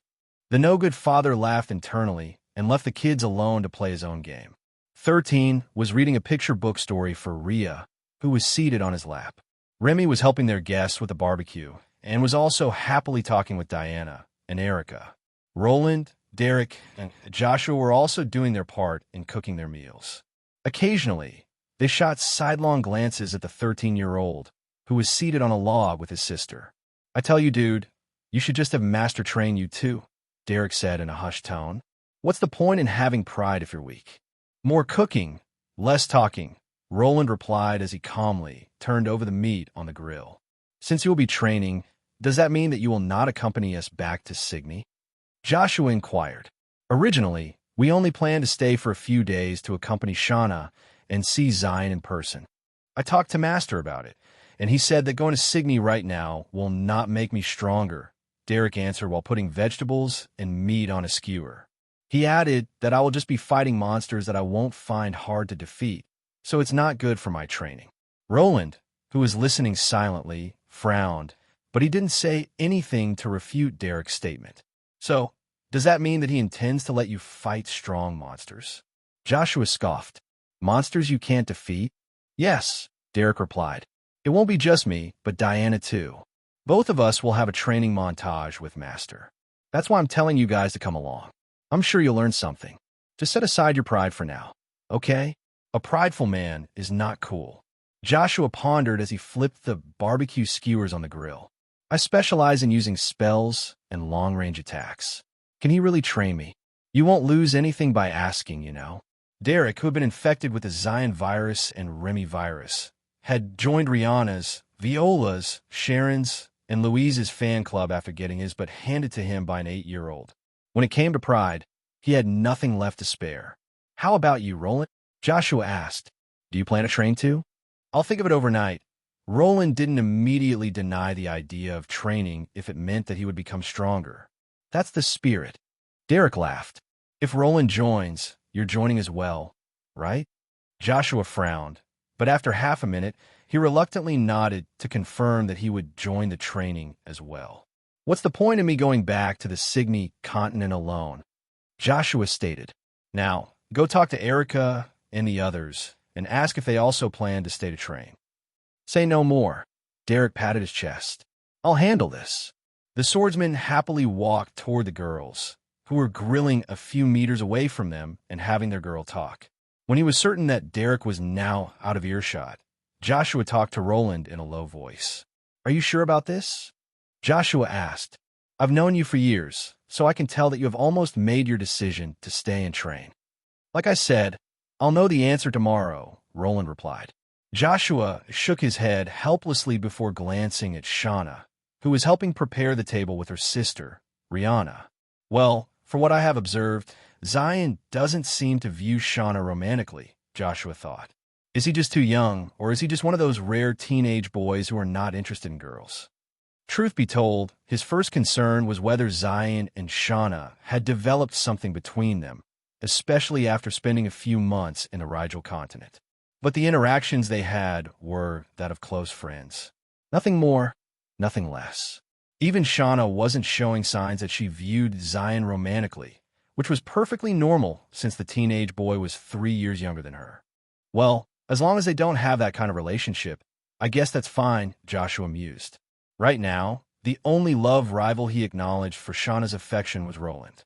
Since he deemed that Zion wasn't aiming to get on Shauna's good side, he was able to relax more after meeting him in person. 13, who had no idea about what the hero party was thinking, closed the book in his hand. "And they lived happily ever after," 13 said. The end. Rhea, who had now fallen asleep on his lap, was breathing softly. She had fallen asleep near the end of the story, and yet 13 didn't stop and finish the story till the end. He was well aware that even though someone was asleep, their subconscious mind was still very much active. He wanted to train his sisters from a young age, not only physically, but mentally as well. The teenage boy gently carried his sister to their tent, where he and Remy would be staying for the night. Albion and Boo followed as well. It went without saying that wherever Rhea was, they would be there as well. After making sure that his sister was sleeping peacefully on her personalized bed cushion, 13 went out to help the others in preparing their dinner. But when he arrived at the table, Erica and the archer, Mildred, approached him together. "We girls have talked about it, and decided to ask you if it's possible for you to train us as well, Erica said seriously. I specialize in using long-range spells like Fireball. Do you think you can train a magician? I can, 13 replied with confidence. But my training will be hard for magicians. Are you sure you can take it? Can you go easy on me? Erica asked. I'm a very delicate girl. Will the jinns go easy on you? 13 arched an eyebrow. I assure you that beautiful and delicate girls are their favorite delicacy. You'd be on the top of their menu if they come across you in Solterra. I've already burned those monsters to a crisp, Erica replied with a smile. Correction, 13 smirked. You've burned those weak monsters to a crisp. Have you burned a rank 4 fire or water elemental djinn before? No, Erica pouted. I specialize in fire magic, and monsters with fire elements have resistance to it. Water magic also counters my spells, so it's no good. See? 13 replied. Don't worry. After I'm done with you, you won't have to fear them again. I'll make you the greatest sorceress in the world. Oh, really? Erica asked. When you say the greatest, do you mean the greatest? 13 nodded. Yes, that's exactly what I mean. Shauna, who could hear the two talking, pinched the bridge of her nose because Erica was indeed very weak to praise. Zion is really scary, Shauna thought. I'm sure that before the night of the solstice, more than half of our group will be infected by the Zion virus. Shauna could only sigh in her heart because there was nothing she could do about it. Just like the others, she also planned to join Zion's training regimen, which she believed would make the entire hero party stronger than ever before. The only question in her mind was whether they would really be able to do it, and what price they would have to pay to keep their sanity in check.